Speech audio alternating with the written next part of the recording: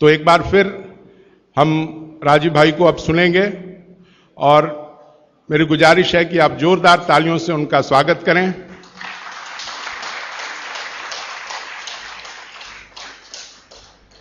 ताली बजाएंगे तो आपके अंदर ऊर्जा का संचार होगा और हवा का स्पंदन आप महसूस करेंगे और वही हवा आपको मिट्टी की खुशबू बिखेरेगी। और अब अपने सूत्रों को बिखेरने आए हैं हमारे भाई राजीव दीक्षित जी। राजीव भाई ने मुझे कहा था कि व्याख्यान के दौरान अगर बाबूजी शोभाकांत जी हमारे बगल में रहेंगे तो एक आशीर्वाद मेरे इर्द गिर्द मंडराएगा, इसलिए उनसे गुजारिश है कि कृपया मंच पर आएं और उनके बगल में बैठें। तो मंच राजीव दीक्षित को समर्पित।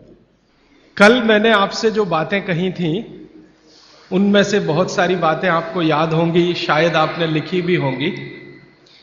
मुझे कल एक जानकारी दी बाबूजी ने, वो जानकारी आप सब तक पहुंचे, ये मेरी उनसे विनती है। उन्होंने जानकारी दी कि एक बार वो टीवीएस ग्रुप है ना, टीवीएस जो यहां का चेन्नई का सबसे बड़ा ग्रुप है और शायद भारत के सबसे बड़े ग्रुप में उनकी गिनती है, उनके घर वो भोजन करने गए थे। तो जरा बताएं। सभी भाई बहनों को नमस्कार। आज से करीब 28-30 साल पहले जब प्रभावती देवी ट्रस्ट एंड प्रभावती जयप्रकाश का विन्यास हुआ था तो टीवीएस की मलकाइन भी इसकी ट्रस्टी बनी थी और पहला मीटिंग उन्हीं के घर में हुआ था, जिसमें रामनाथ गोयनका, एम रामस्वामी और महालिंगम जितने भी यहाँ के लुमिनरीज थे, सभी हमारे ट्रस्टी हैं इस संस्था के। तो उन्हीं के घर में पहली मीटिंग हुई थी। तो हम लोगों को खाने पर निमंत्रण भी था, तो खाए तो मैंने कहा यह दाल बहुत स्वादिष्ट है, जिसके बारे में उन्होंने कहा था कल। तो कहा कि इसको ये कैसे किए हैं, तो बोले और देखिए चूल्हे के ऊपर में तो मिट्टी का बर्तन था, तो उनके घर में मिट्टी का। मैंने कहा कि तब तो गैस बहुत खर्चा होता होगा। बोला हाँ गैस खर्चा होता है, लेकिन उसकी परवाह नहीं, खाने में स्वाद आता है, यह है वह है। बल्कि उनके पास बायोगैस भी लगी हुई थी बाहर में, अभी भी है। तो अब आज से 28-30 साल पहले मैंने देखा था कि मिट्टी के बर्तन एक इतने बड़े घर में चल चुका है। तो मैं कल इनको बताया कि आप जो मिट्टी के बर्तन के, अब धीरे धीरे मिट्टी के बर्तन फिर हो रहा है। क्योंकि हम भी जब 10 साल के थे तो बिहार में हर घर में केवल मिट्टी के बर्तन, रोटी भी बेलना से नहीं बेला जाता था, हाथ से हिस्सा पका करके, और तवा जो होता था वो मिट्टी का होता था। तो मेरे ख्याल से गांव-गांव में पहले ही प्रचार था, और इन्होंने जो कहा तो ये तो सर्किल है, देखिएगा सब आएगा फिर इसी तरह। धन्यवाद। ये बात आपके ध्यान में इसलिए लाने की जरूरत है कि टीवीएस ग्रुप जो हजारों करोड़ के एम्पायर का मालिक है, उनके घर में अगर मिट्टी के बर्तन इस्तेमाल हो सकते हैं तो आपके घर में भी हो सकते हैं। माने हमको ये बहाना ना मिले कि मिलते नहीं है जी, समय बहुत लगता है जी, क्या उसको खटराक करने का। ये जो मन के अंदर की हमारी जो रुकावटें हैं, ये कभी नहीं आए, इस दृष्टि से इस उदाहरण का बहुत महत्व है। और ये उदाहरण मैं हिंदुस्तान के ऐसे हजारों लोगों के बारे में बता सकता हूं जिनको आप रोज अखबारों में देखते हैं, न्यूज़पेपर में देखते हैं, टीवी पे देखते हैं। ज्यादातर के घरों में मिट्टी के बर्तन रसोई में इस्तेमाल होते हैं। आपको सुन के हैरानी होगी, धीरू भाई अंबानी के घर में रोटी हमेशा मिट्टी के तवे पे ही बनती है।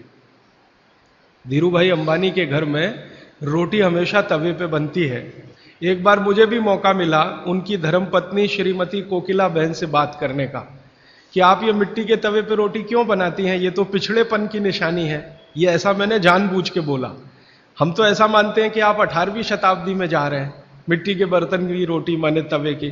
तो कोकिला बहन ने कहा कि जो जो कहे, मुझे उसकी परवाह नहीं, मुझे ये रोटी पसंद है और हमारे घर के सब लोगों को पसंद है, इसलिए हम मिट्टी के बर्तन में ही रोटी बनाते हैं। पूरे गुजरात में आप जाएंगे, राजस्थान में जाएंगे, अभी भी एक दो नहीं, लाखों नहीं, करोड़ों लोग हैं जो मिट्टी के तवे पे रोटी बना रहे हैं और खा रहे हैं।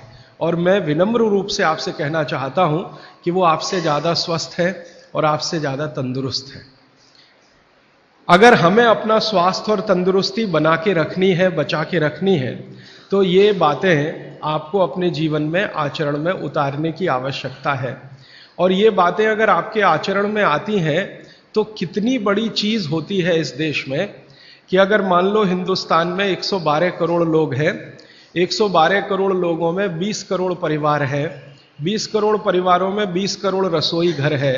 अगर 20 करोड़ रसोई घर में मिट्टी का तवा आने लगे तो 20 करोड़ तवा बनने लगेगा और लाखों कुम्हारों को रोजगारी मिल जाएगी जो बेरोजगार बैठे हैं, जिनके पास काम नहीं। अगर मिट्टी की हांडी में 20 करोड़ परिवारों में दाल बनने लगेगी, चावल बनने लगेगा, तो करोड़ों कुम्हारों को हांडी बनाने का काम मिल जाएगा जो आज बेकार बैठे हैं। और हिंदुस्तान में कुम्हारों की संख्या लगभग उतनी ही है जितनी ब्राह्मणों की है। सरकार के आंकड़े हैं, लगभग 18% कुम्हार हैं और कुम्हार जैसी जातियां हैं 18% ही ब्राह्मण हैं। तो इतने बड़े समाज को अगर रोजगार हम दे पाते हैं तो बहुत बड़ी बात है। इसलिए अर्थव्यवस्था को भी मदद होती है, आपका स्वास्थ्य तो अच्छा रहता ही है। और मेरी जो मन की बात है वो आपसे मैं शेयर करना चाहता हूं कि मिट्टी से आपका जुड़ाव रहता है। मिट्टी से जुड़े रहना ये सबसे बड़ी बात मानी जाती है। हम पता नहीं कहां कहां से चेन्नई में आए हैं, कोई बिहार से आया, कोई राजस्थान से, कोई गुजरात से, लेकिन अक्सर मन में आता है कि अपनी मिट्टी से जुड़े रहें। तो अपनी मिट्टी से चेन्नई जैसे शहर में जुड़े रहने का एक ही रास्ता है कि आप इन मिट्टी के बनाए हुए बर्तनों का इस्तेमाल करें। तो स्वास्थ्य की दृष्टि से तो बहुत ही अच्छा है और अर्थव्यवस्था के लिए भी बहुत अच्छा है। मैंने कल जो बातें कही थी उनको 1 मिनट में फिर से रिपीट करता हूं। कल मैंने एक ही सूत्र का आपके सामने विश्लेषण किया था, भागवत ऋषि का लिखा हुआ, कि जिस भोजन को बनाते और पकाते समय पवन का स्पर्श और सूर्य का प्रकाश ना मिले वो भोजन को कभी नहीं करना। इस विश्लेषण में से शुरू हुआ कि पवन का स्पर्श और सूर्य का प्रकाश कहां कहां नहीं मिलता। तो सबसे पहली चीज निकल के आई प्रेशर कुकर। प्रेशर कुकर का खाना ना खाएं, कल मैंने बहुत विस्तार से बता दिया, आज सिर्फ दोहरा रहा हूं याद रखने के लिए। और उसके विकल्प के रूप में मैंने आपसे कहा मिट्टी के बर्तनों में खाना बनाएं। मिट्टी के बर्तन में खाना बनाने के पीछे जो सबसे बड़ा वैज्ञानिक कारण है कि ये जो मिट्टी है इसमें 18 तरह के माइक्रो न्यूट्रिएंट्स हैं। ये बात हमेशा आप याद रखिएगा। कैल्शियम मिट्टी में है, आयरन मिट्टी में है, सिलिकॉन मिट्टी में है, सल्फर मिट्टी में है। आपके शरीर को हर दिन 18 तरह के सूक्ष्म पोषक तत्वों की जरूरत होती है। 18 तरह के सूक्ष्म पोषक तत्वों की जरूरत होती है, जिनको आप अलग अलग भाषा में बोल देते हैं कि हमको प्रोटीन्स चाहिए, हमको विटामिन्स चाहिए, हमको कार्बोहाइड्रेट्स चाहिए, हमको फैट्स चाहिए। ये डॉक्टर कहता है ना आज की भाषा में कि आपको प्रोटीन की कमी हो गई है, प्रोटीन चाहिए, आपको कार्बोहाइड्रेट्स ज्यादा चाहिए, आपको फैट्स ज्यादा चाहिए। तो ये जो कुछ भी चाहिए इनको रसायन शास्त्र की भाषा में मैंने आपको समझाया कल, और आज कह रहा हूं कि ये 18 तरह के सूक्ष्म पोषक तत्व हैं जिनको मिल जाने से आपके भोजन को संपूर्णता मिलती है, माने भोजन पूर्ण होता है। और संयोग से या प्रकृति के कुछ ऐसे नियम से ये सारे तत्व मिट्टी में हैं, इसलिए मिट्टी के बर्तनों का उपयोग आपके लिए बहुत ही अच्छा है। दूसरा मैंने आपको कारण बताया था विज्ञान का। जिस वस्तु को खेत में, कृषि भूमि में पकने में जितना ज्यादा समय लगता है, रसोई घर में भी उसको ज्यादा समय में ही पकाना चाहिए। क्योंकि मैंने आपसे कहा कि खेत की मिट्टी में अरहर की दाल खड़ी है, 7-8 महीने में तैयार होती है। 7-8 महीने धीरे धीरे उसने प्रोटीन लिया, प्रोटीन के रूप में कुछ केमिकल्स उसने लिए मिट्टी से। ये 7-8 महीने तक लेते रहे अरहर की दाल के दाने, उसकी जड़ों की मदद से, तने की मदद से। अब वो दाल तैयार हुई है तो उसको पकाने में भी समय लगना चाहिए। जल्दी से आपने पका दिया तो उसके अंदर जो प्रोटीन्स गए हैं, जो बहुत तरह के माइक्रो न्यूट्रिएंट्स मिट्टी से अंदर गए हैं, इनको वापस आपके शरीर में आने में संभावना नहीं है। वो टूटेंगे तो आपके लिए उपयोगी उतने नहीं होंगे। मैंने आपसे कहा कि प्रेशर कुकर में वाष्प का दबाव इतना ज्यादा होता है कि दाने टूटते हैं, पकते नहीं है, वो टूटते हैं। और टूटे हुए दाने, गर्म पानी है नीचे से, वो आपको ऐसा लगने लगता है कि वो पक गए हैं, वो पके नहीं है, वास्तव में वो सॉफ्ट हो गए हैं, मुलायम हो गए हैं। पकने से मतलब मैंने आपको बताया था कि उसके अंदर जो कुछ भी प्रकृति ने दी है पोषकता, वो आपको मिलने की स्थिति में आ गई या नहीं, तब हम उसको कहते हैं कि ये पक गया है। चाहे वो गेहूं का दाना हो, चाहे अरहर का दाना हो या तुअर का। तो ये बात अगर आपके ध्यान में आती है कि पकना मतलब क्या होता है और उबलना मतलब क्या होता है। एक शब्द है उबलना। उबलना होता है प्रेशर कुकर में, पकना होता है मिट्टी की हांडी में, क्योंकि मिट्टी की हांडी में धीरे धीरे पकती है हर चीज। कारण क्या है? मिट्टी जो है ना, ऊष्मा की कुचालक है। आप में से जो विद्यार्थी हैं वो जानते हैं, बैड कंडक्टर है, ऊष्मा की कुचालक है। माने मिट्टी को कोई चीज जल्दी ऊष्मा के रूप में मिलेगी नहीं, धीरे ही धीरे मिलेगी। तो धीरे ही धीरे फिर दाल पकेगी, और दाल पकेगी तो धीरे धीरे उसके माइक्रो न्यूट्रिएंट्स पानी के साथ आएंगे, फिर आप वो खाएंगे तो आपके शरीर को पूरी पोषकता मिलेगी। और भगवान ने जो चीजें बनाई हैं, प्रकृति ने जो चीजें बनाई हैं, उनकी पोषकता आपको मिले, इसके लिए बनाई है। ये जो दाल बनी है ना, आप अगर ध्यान से देखें तो दाल का ऊपर का हिस्सा है जो आप खा रहे हैं फल के रूप में, बीच का हिस्सा है वो जानवर खा रहे हैं। तो भगवान ने, प्रकृति ने ऐसी व्यवस्था दी है, गेहूं है, गेहूं का ऊपर का हिस्सा है वो आप खा रहे हैं, बीच का जो बचा हुआ हिस्सा है जिसको तना कहते हैं वो जानवर खा रहे हैं, और अंत का बचा हुआ जो हिस्सा होता है जिसको जड़ कहते हैं वो धरती के लिए होता है, मिट्टी के लिए होता है। प्रकृति ने बहुत सोचकर ये सब बनाया, भगवान ने बहुत सोचकर बनाया। मनुष्य के लिए एक हिस्सा, उसमें से थोड़ा आप चाहें तो पक्षियों को भी खिला सकते हैं। तो मनुष्य और पक्षियों के लिए एक हिस्सा, जानवरों के लिए दूसरा हिस्सा, और प्रकृति की धरती या मिट्टी के लिए तीसरा हिस्सा। हर एक फसल में यही देखेंगे आप। तो जो आपके लिए बनाया है भगवान ने, वो बहुत सोच समझकर बनाया है। जो जानवरों के लिए है वो भी सोच समझकर है, और मिट्टी के लिए, तो उसका अगर जीवन में फायदा उठाएं तो बहुत अच्छा होगा। और बागभट्ट जी इसी के लिए शायद ये सूत्र लिख कर गए। तो कल बहुत ज्यादा बात हुई प्रेशर कुकर के बारे में। आज मैं थोड़ी सी बात करता हूं कल से जुड़ी हुई रेफ्रिजरेटर के बारे में। रेफ्रिजरेटर एक ऐसी वस्तु है जिसमें रखी हुई कोई भी वस्तु को सूर्य का प्रकाश नहीं मिलेगा, पवन का स्पर्श नहीं होगा। आप जानते हैं कि रेफ्रिजरेटर जो काम करता है उसके एक बुनियादी सिद्धांत है। वो क्या सिद्धांत है? आपके रूम का जो टेम्परेचर है, आपके कमरे का जो तापमान है, उससे नीचे का तापमान वो पैदा करेगा। अब ये प्रकृति की मदद से नहीं हो सकता, क्योंकि प्रकृति की मदद से तो आपका रूम टेम्परेचर 30 डिग्री, 35 डिग्री या 22 डिग्री, 25 डिग्री है। तो प्रकृति के विरुद्ध जाकर उसको काम करना पड़ेगा, तो उसके लिए कुछ एक्स्ट्रा एफर्ट्स लगेंगे। तो ऐसी गैस रसायन शास्त्र में जो तापमान को कम करने में काम में आती हैं, उन गैसों का इस्तेमाल रेफ्रिजरेटर करेगा। और एक दो नहीं, ऐसी 12 गैसों का इस्तेमाल रेफ्रिजरेटर करता है, जिनको विज्ञान की भाषा में CFCs कहते हैं, क्लोरोफ्लोरोकार्बन्स, जिसमें क्लोरीन भी है, फ्लोरीन भी है और कार्बन डाइऑक्साइड। अगर आप रसायन शास्त्र की डिक्शनरी निकाल कर देखें, आप में से जिन्होंने पढ़ा है केमिस्ट्री उनके लिए तो आसान है, जिन्होंने नहीं पढ़ा वो डिक्शनरी निकाल कर देखें। क्लोरीन, क्लोरीन के सामने लिखा हुआ है जहर।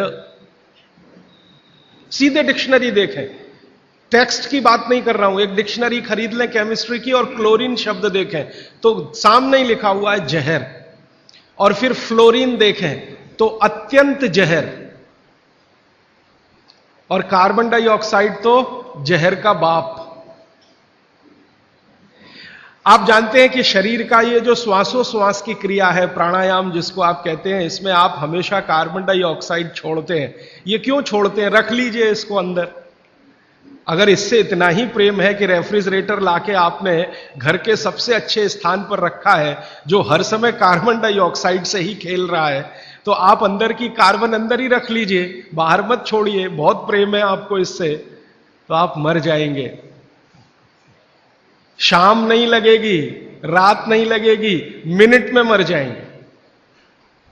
इसलिए प्रकृति ने व्यवस्था ऐसी बनाई है कि कार्बन डाइऑक्साइड जो आपको मार डालेगी, इसको बाहर निकालते रहना है। अब ये बाहर निकले तो आप स्वस्थ रहें।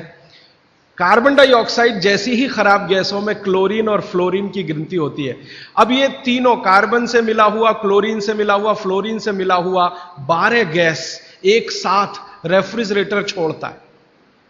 CFC1 गैस का नाम है, CFC1, CFC2, CFC3, ऐसी CFC12 तक 12 गैसें एक साथ छोड़ता, 24 घंटे छोड़ता रहता है, क्योंकि वो चालू है आपके घर में। अब इसमें आपने जो कुछ भी रखा है वो सब इन गैसों के प्रभाव में आता है। आप बोलेंगे जी हमने तो भोजन को ढककर रखा है, कितना भी ढक के रखिए, क्योंकि गैसों का असर इतना तीव्र है कि स्टील को तोड़ के निकल जाने वाली गैसें हैं। स्टील के मोटे पट्टे को रख दीजिए, उससे निकल जाने वाली गैस है हाई प्रेशर की। तो अगर आप इतने सारे जहरीली गैसों से युक्त भोजन को 2 घंटे, 3 घंटे, 5 घंटे उसमें रख के फिर खा रहे हैं, तो माफ कीजिए, आप भोजन नहीं जहर ही खा रहे हैं। बस जहर में अंतर इतना है कि एक जहर है तात्कालिक और दूसरा है दीर्घकालिक। दीर्घकालिक जहर थोड़ा थोड़ा खाएं तो 5-7 साल में पता चला देगा, तात्कालिक खाएं तो 1 मिनट में आपको पता चल जाए। तो इसलिए मेरी आपको विनती है कि आपके घर में रेफ्रिजरेटर अगर ले लिया है तो इसका इस्तेमाल कम करिए, सबसे अच्छा है बंद करिए, और मेरी बात माने तो बेच दीजिए। कोई भी सेकंड हैंड खरीद लेगा, और नहीं बिकता तो लोहे के भाव में बेच दीजिए, तो भी आप फायदे के सौदे में रहेंगे। क्योंकि इसके रखे रहने से जो मन में लालच है, लालच पता है क्या है? अगर ये है तो कुछ तो करो इसका, अगर ये है तो कुछ तो करो इसका, अगर ये है तो कुछ तो करो इसका। तो कुछ तो के चक्कर में हम जबरदस्ती ज्यादा खाना बनाते हैं और इसमें रखते जाते हैं। सवेरे का शाम को, शाम का अगले दिन सवेरे, अगले दिन का शाम को, ये चक्कर चलता रहता है। और ये चक्कर में खाने का, पोषकता का नाश होता रहता है। और मैं आपको एक विनम्रता पूर्वक दूसरी जानकारी देना चाहता हूं कि रेफ्रिजरेटर का आविष्कार हुआ तो उसके पीछे कारण क्या था। हर वस्तु के आविष्कार के पीछे कारण होता है। तो इसका कारण था ठंडे देशों की, ठंडे देश हैं America, Canada, Germany, France, Sweden, Switzerland, Denmark, Norway, इन देशों की आबो हवा। आप जानते हैं कि ये ठंडे देश हैं, -40 डिग्री सेंटीग्रेड तापमान होता है, और ज्यादा से ज्यादा प्लस में जाएं तो 15 से 20 डिग्री सेंटीग्रेड रहता है। तो 15-20 से -40 तक टेम्परेचर का जो वेरिएशन है, ये बहुत तकलीफ देने वाला वेरिएशन है। आप कभी एक अनुमान करने के लिए प्रयोग करिए, मैंने किया था। मैंने एक प्रयोग किया था कि एक बार मैंने क्या किया, बर्फ का सिल्ली 1, 2, 3 चारों तरफ से लगा के मैं उसके बीच में लेट गया, तो 15 मिनट में मेरा शरीर अकड़ गया। 15 ही मिनट में, जबकि मैंने खूब प्राणायाम और ये सब किया, 15 मिनट में शरीर अकड़ गया। और उस दिन मैंने मेरी बायोकेमिस्ट्री को ऑब्जर्व किया तो मैं बहुत ही परेशान था। फिर मैंने सोचना शुरू किया कि उन लोगों का क्या होता होगा जो इसी बर्फ के तापमान में 6-6 महीने सोते हैं, रहते हैं, लेटते, उनका क्या होता हो। 8-8 महीने धूप नहीं निकलती कनाडा में, अमेरिका में, यूरोप के देशों, धूप नहीं निकलती, टेम्परेचर नहीं होता, और यही परिस्थिति में उनको सोना पड़ता है।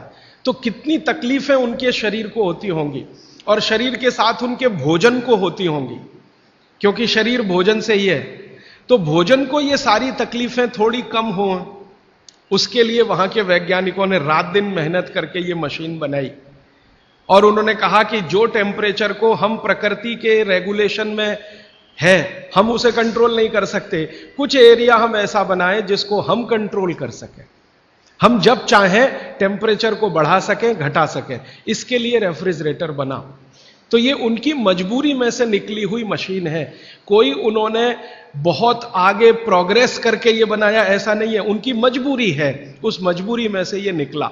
और उनकी सबसे बड़ी मजबूरी ये है कि एलोपैथी में कई दवाएं ऐसी हैं जो ज्यादा तापमान पे खत्म हो जाती हैं और कम तापमान पे भी खत्म हो जाती है। बहुत सारी दवाएं एलोपैथी में ऐसी हैं जो हाई टेम्परेचर पे भी खत्म हो जाती हैं, माने उन दवाओं का असर नहीं रहता, लो टेम्परेचर पे भी खत्म हो जाती हैं। तो उन दवाओं को रखने के लिए एक टेम्परेचर हमारे कंट्रोल में रहे, इसके लिए फ्रिज बना। वो पानी रखने के लिए नहीं बना है, दाल रखने के लिए नहीं बना, सब्जी रखने के लिए, दवाएं रखने के लिए बना।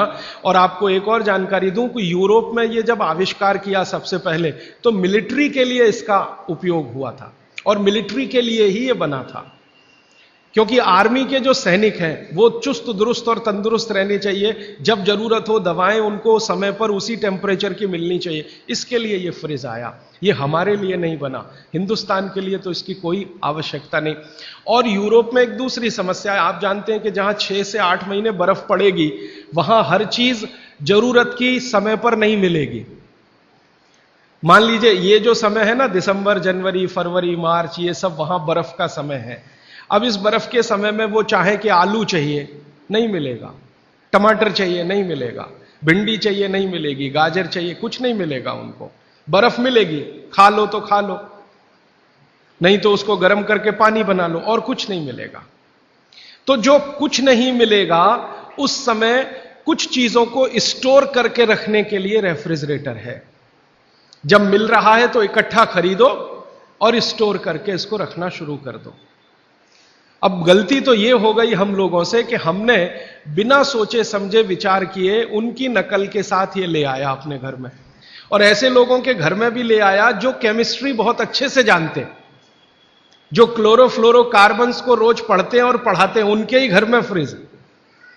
मैं कहता हूं प्रोफेसर साहब आप ये क्या गजब कर रहे हैं, आप तो जानते हैं, क्या करें, पत्नी नहीं मानती, बच्चे नहीं मानते, तो आपकी केमिस्ट्री पत्नी को क्यों नहीं समझाई अभी तक? तो कहते समझती नहीं। तो मैंने कहा फिर आप प्रोफेसर क्यों हो गए? जो आप अपनी पत्नी को केमिस्ट्री नहीं समझा सके तो बच्चों को कैसे समझाएंगे? आप अपने बच्चों को नहीं समझा सके, दूसरों को कैसे समझाएंगे? तो मुश्किल यह है कि हम विज्ञान पढ़ रहे हैं लेकिन वैज्ञानिक नहीं हो रहे, अपने जीवन में नितांत विज्ञान के विरुद्ध काम कर रहे हैं।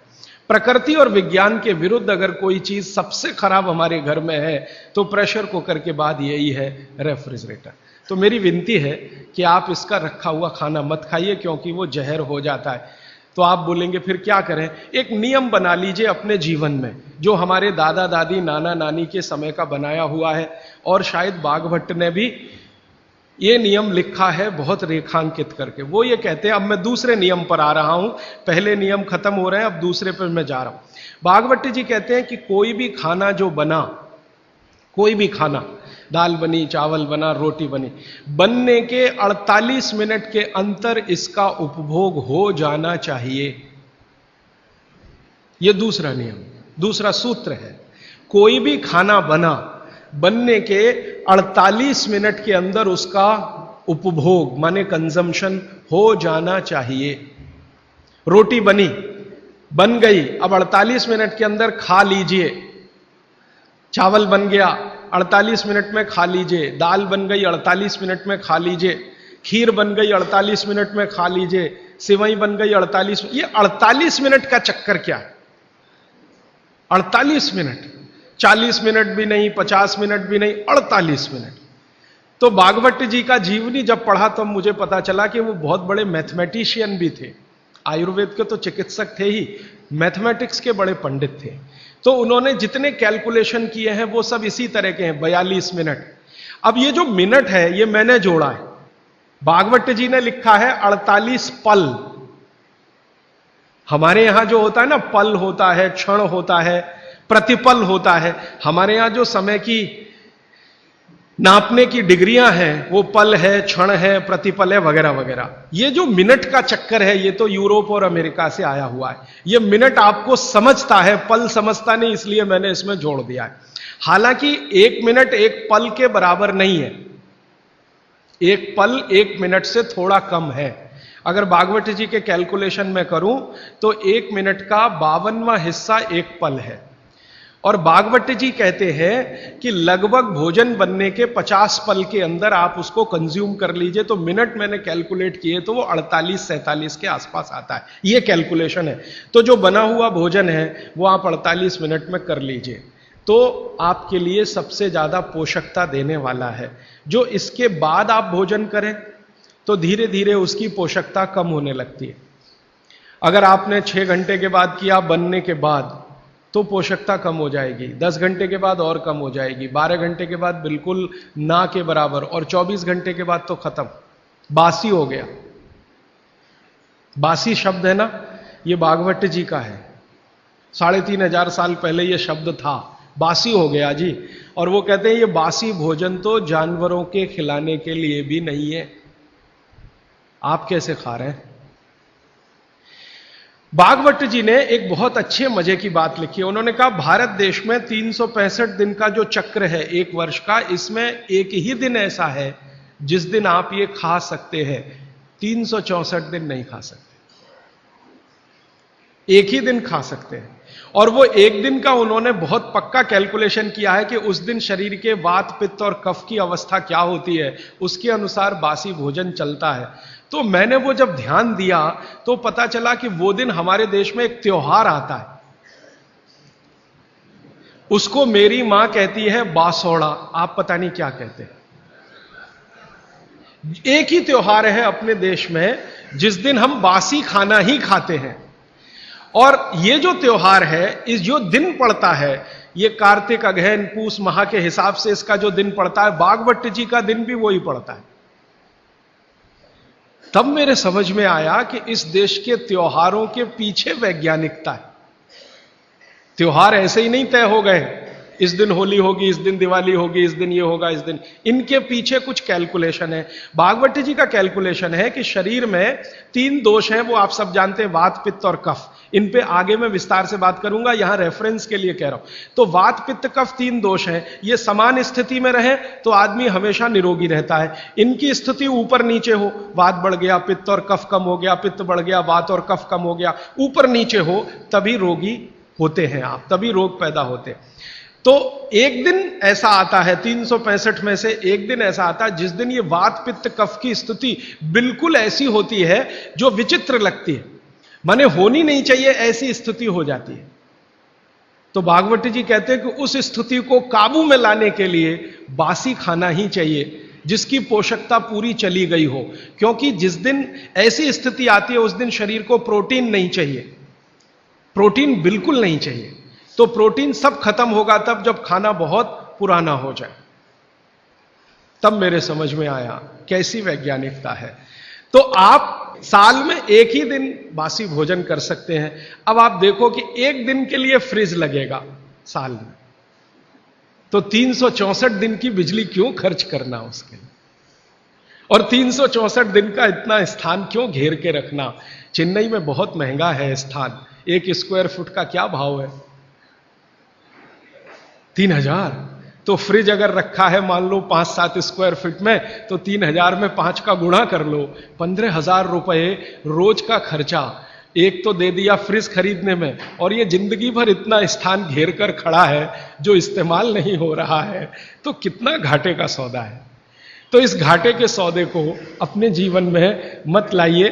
मेरी विनती है कि जिन्होंने फ्रिज नहीं खरीदा है वो ना खरीदें, जिन्होंने खरीद लिया है वो धीरे धीरे उसका उपयोग कम करें। एक दिन थोड़ा ऐसा आए कि उपयोग उसका बंद ही हो जाए तो आपके जीवन के लिए बहुत अच्छा है।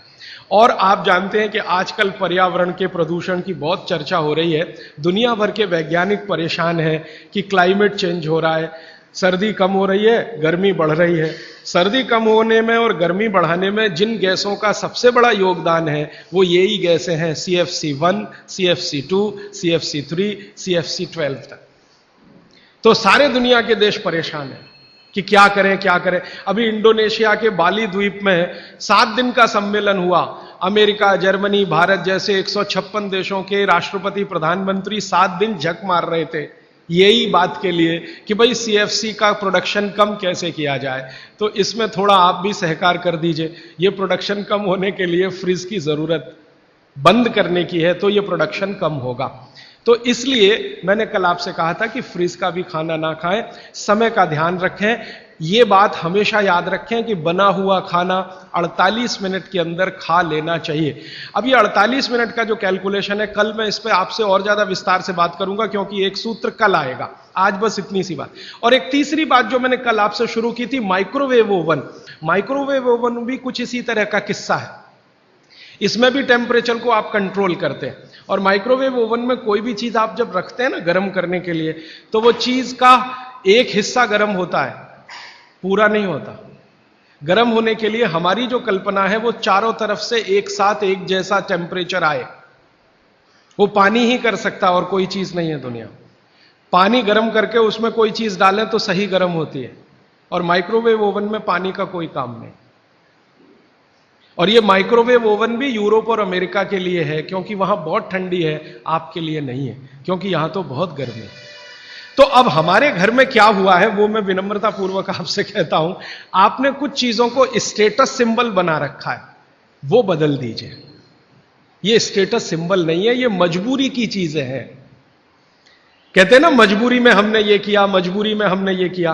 तो आप मान लीजिए कि मजबूरी में फ्रिज लाया, मजबूरी में माइक्रोवेव ओवन लाया, मजबूरी में प्रेशर कुकर लाया। ये कोई छाती ठोक के बताने की बात नहीं है कि मेरे घर में फ्रिज है, या मेरे घर में माइक्रोवेव ओवन है, या मेरे घर में। आप इसको शर्म से बताइए कि मैं क्या बताऊं, मेरी मजबूरी थी, उस दिन दिमाग कुछ फिर गया था, मेरा विवेक शून्य हो गया था, तो मैंने मेरे खून पसीने की कमाई बर्बाद कर दी और ये ले आया। तो ये इस तरह से कहना जब शुरू करेंगे तो थोड़े दिन में आपकी भावना अपने आप बदल जाएगी और ये चीजें आपके बाहर निकल जाए। ये जो 48 मिनट का कैलकुलेशन है, ये जैन दर्शन में भी है। आप में से कोई भी जैन समाज के लोग होंगे तो मेरी बात आपको बहुत जल्दी समझ में आएगी। जितने भी जैन साधु संत हैं उनके मुंह से आप यही सुनेंगे, पानी में 48 मिनट के बाद जीव राशि पैदा हो जाती है और वो जीव राशि फिर बढ़ती ही चली जाती है, करोड़ों से अरबों, अरबों से खरबों में चली जाती है। तो ऐसा पानी नहीं पीना चाहिए क्योंकि जीव हत्या होती है और उसका पाप लगता है। तो जैन दर्शन ने इसको अहिंसा के साथ जोड़ा है और भागवत जी ने इसको स्वास्थ्य के साथ जोड़ा है। मूल बात एक ही है। शायद जैन दर्शन में अहिंसा से इसको इसलिए जोड़ा होगा कि धर्म से जाएगा जुड़कर तो जल्दी समझ में आएगा। भागवत जी ने इसको शरीर स्वास्थ्य से जोड़ा है तो थोड़ा देर में समझ में आता है, क्योंकि हमारा चित्त और मन धर्म के प्रति थोड़ा आकर्षित है, क्योंकि हमारे डीएनए में ऐसा है। भारत का जो डीएनए है वो ऐसा ही है, जिसमें धर्म की बात करो तो तुरंत समझ में आए। विज्ञान थोड़ा पीछे से आता है, इसलिए इस देश में धार्मिक लोगों की पूजा होती है, वैज्ञानिकों को कोई पूछता नहीं है, वो ऐसे ही बेचारे घूमते रहते हैं। कभी आप जैसे लोग उनको माला वाला डाल दे तो ठीक हो गया, वरना इस देश के वैज्ञानिक कहां मरते हैं, कहां खपते हैं, कौन जानता है, कौन पूछता है। लेकिन साधु, सन्यासी, महात्मा इतने पूजे जाते हैं इस देश में, जिनके पीछे आप कुछ नहीं जानते, उनका इतिहास, उनका भूगोल, तो भी आप उनके चरणों में लौटते रहते हैं। वो आपके डीएनए का दोष है, मेरे डीएनए का दोष है, आपके डीएनए का दोष है, क्योंकि डीएनए ऐसा है इस देश में। कभी मौका मिला तो इस पे बात करूंगा कि गर्म देशों का डीएनए और ठंडे देशों का डीएनए बिल्कुल अलग होता है। ये जो यूरोप और अमेरिका में रहने वाले लोग हैं ना, इनका जो डीएनए है और हमारा जो हम भारत, पाकिस्तान, बांग्लादेश में रहने, इनका बिल्कुल डिफरेंट है। जो दुनिया के गर्म देश हैं, सारे धर्म यहीं से निकले। आपको मालूम है ईसाईयत यहीं से निकली, पूर्व से ही निकली। इस्लाम भी पूर्व से निकला। हमारा हिंदू धर्म जिसको सनातन मानते हैं, ये भी पूर्व से निकला। पश्चिम से कोई धर्म आज तक निकला ही नहीं। ईसाईयत निकलने का स्थान बेथलम है ना, बेथलम इजराइल, वो पूर्व में है। ईसाईयत के बाद इस्लाम के निकलने का स्थान वो भी वही है, बेथलम में। वो एक ही स्थान के लिए मर रहे हैं कि ये मेरा, कि ये तेरा, और लड़ाई 60 साल से चल रही है। और वो 10 स्क्वायर फीट की जगह है बस। हाँ, 10 स्क्वायर फीट की जगह में 33 करोड़ मर गए और छोड़ना नहीं चाहते। ये मैं ले लूं कि ये तू ले ले, ये फिलिस्तीन का कि ये इजराइल का। तो ये फिलिस्तीन और इजराइल यूरोप में नहीं है, एशिया में है, और एशिया दुनिया के पूर्व में है। तो सारे धर्म पूर्व से ही निकले हैं, क्योंकि पूर्व का डीएनए कुछ इस तरह का है। पश्चिम से धर्म निकला नहीं कोई, क्योंकि डीएनए दूसरे तरह का है। तो ये डीएनए का दोष है, हम धर्म को मानते हैं। इसलिए शायद जैन शास्त्रों में, जैन आचार्यों ने, जैन संतों ने इसको धर्म से जोड़ दिया। तो ये धर्म से जुड़ा हुआ विज्ञान की बात है। इसको विज्ञान से पहले समझकर धर्म में आप पालन करेंगे तो आपका विश्वास इस पर पक्का होगा। इसलिए ये 48 मिनट याद रखिए। सब माताएं, बहनें और भाई याद रखें, भोजन पका तो 48 मिनट में हो ही जाना, खा ही लेना। इसलिए शायद पुरानी परंपरा हमारे देश में है, गरम खाना खाओ, माने वो 48 मिनट के पहले हो जाए। गरम गरम रोटी बना के खिलाओ या गरम गरम रोटी खाओ। आपको शायद मालूम नहीं है, आप में से जो यूरोप और अमेरिका ज्यादा घूमते हैं वो इसका अंदाजा लगाएंगे कि गरम रोटी का महत्व क्या है। क्योंकि यूरोप में नहीं मिलती, अमेरिका में नहीं मिलती, दुनिया के 56 देशों में गरम रोटी नहीं मिलती, क्योंकि उसको बनाना नहीं जानता कोई। दुनिया की आबादी 600 करोड़ है, 600 करोड़ आबादी में 300 करोड़ महिलाएं, 300 करोड़ पुरुष अगर मान लें तो 300 करोड़ महिलाओं में लगभग 250 करोड़ महिलाएं नहीं जानती कि गरम रोटी कैसे बनती है। उनके पास गेहूं का आटा है, गेहूं का आटा भी है, क्योंकि यूरोप के कई देशों में गेहूं है, अमेरिका में गेहूं पैदा होता है, कनाडा में भी गेहूं पैदा होता है। गेहूं ठंडी की फसल है तो ठंडे देशों में होता, तो गेहूं है, गेहूं का आटा भी है, रोटी बनाना नहीं आता। क्यों? कोई यूनिवर्सिटी नहीं है वहां जो सिखाए इसको, कोई कॉलेज नहीं है जो सिखाए इसको, तो यूनिवर्सिटी कॉलेज नहीं है, और कोई मां नहीं है जो अपनी बेटी को सिखाए, क्योंकि मां को नहीं आता तो बेटी को क्या सिखाए। और हजारों लाखों सालों से वहां ये चक्कर चल रहा है, रोटी बनाना नहीं आता। किसी यूरोपियन और अमेरिकन व्यक्ति के बारे में अभी एक छोटा सा किस्सा बताता हूं। थोड़े दिन पहले हमारे पास एक दंपत्ति आए फिनलैंड से, एक पति और एक पत्नी दोनों आए। उन्होंने कहा मुझे भारत का गांव देखना है, तो हमने एक गांव में भेज दिया। संयोग से जिस गांव में गए वहां शादी थी, तो हमने कहा उसमें भी आप शामिल हो जाइए, तो भारत क्या है आपको ज्यादा अच्छे से समझ में आएगा। तो वो शादी में जब शामिल हुए तो रोटियां बना रहे थे, कोई पूड़ी बना रहा है। तो गांव में तो आप जानते हैं ना, नौकर नहीं बनाते, सब गांव इकट्ठा होकर बनाता है। जिसके घर में शादी है उसके घर में दूसरे घर के लोग आ जाते हैं, दूसरे घर का चूल्हा बंद हो जाता है, सब एक ही घर में खाते हैं। तो सब महिलाएं बना रही थी, तो उस फिनिश दंपत्ति ने पूछा ये सब कितना पैसा लेंगी? तो उनको कहा ये पैसा वैसा नहीं लेने वाले। तो ये कैसे हो सकता है? तो हमने कहा ये है क्योंकि भारत कोऑपरेशन पे चलता है, कंपटीशन से नहीं चलता ये देश।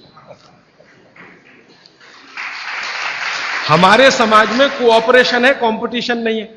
तो फिर वो फिनिश दंपत्ति में जो महिला थी वो सबसे ज्यादा इस बात को परेशान थी लेकर कि ये रोटी एकदम गोल बन रही है,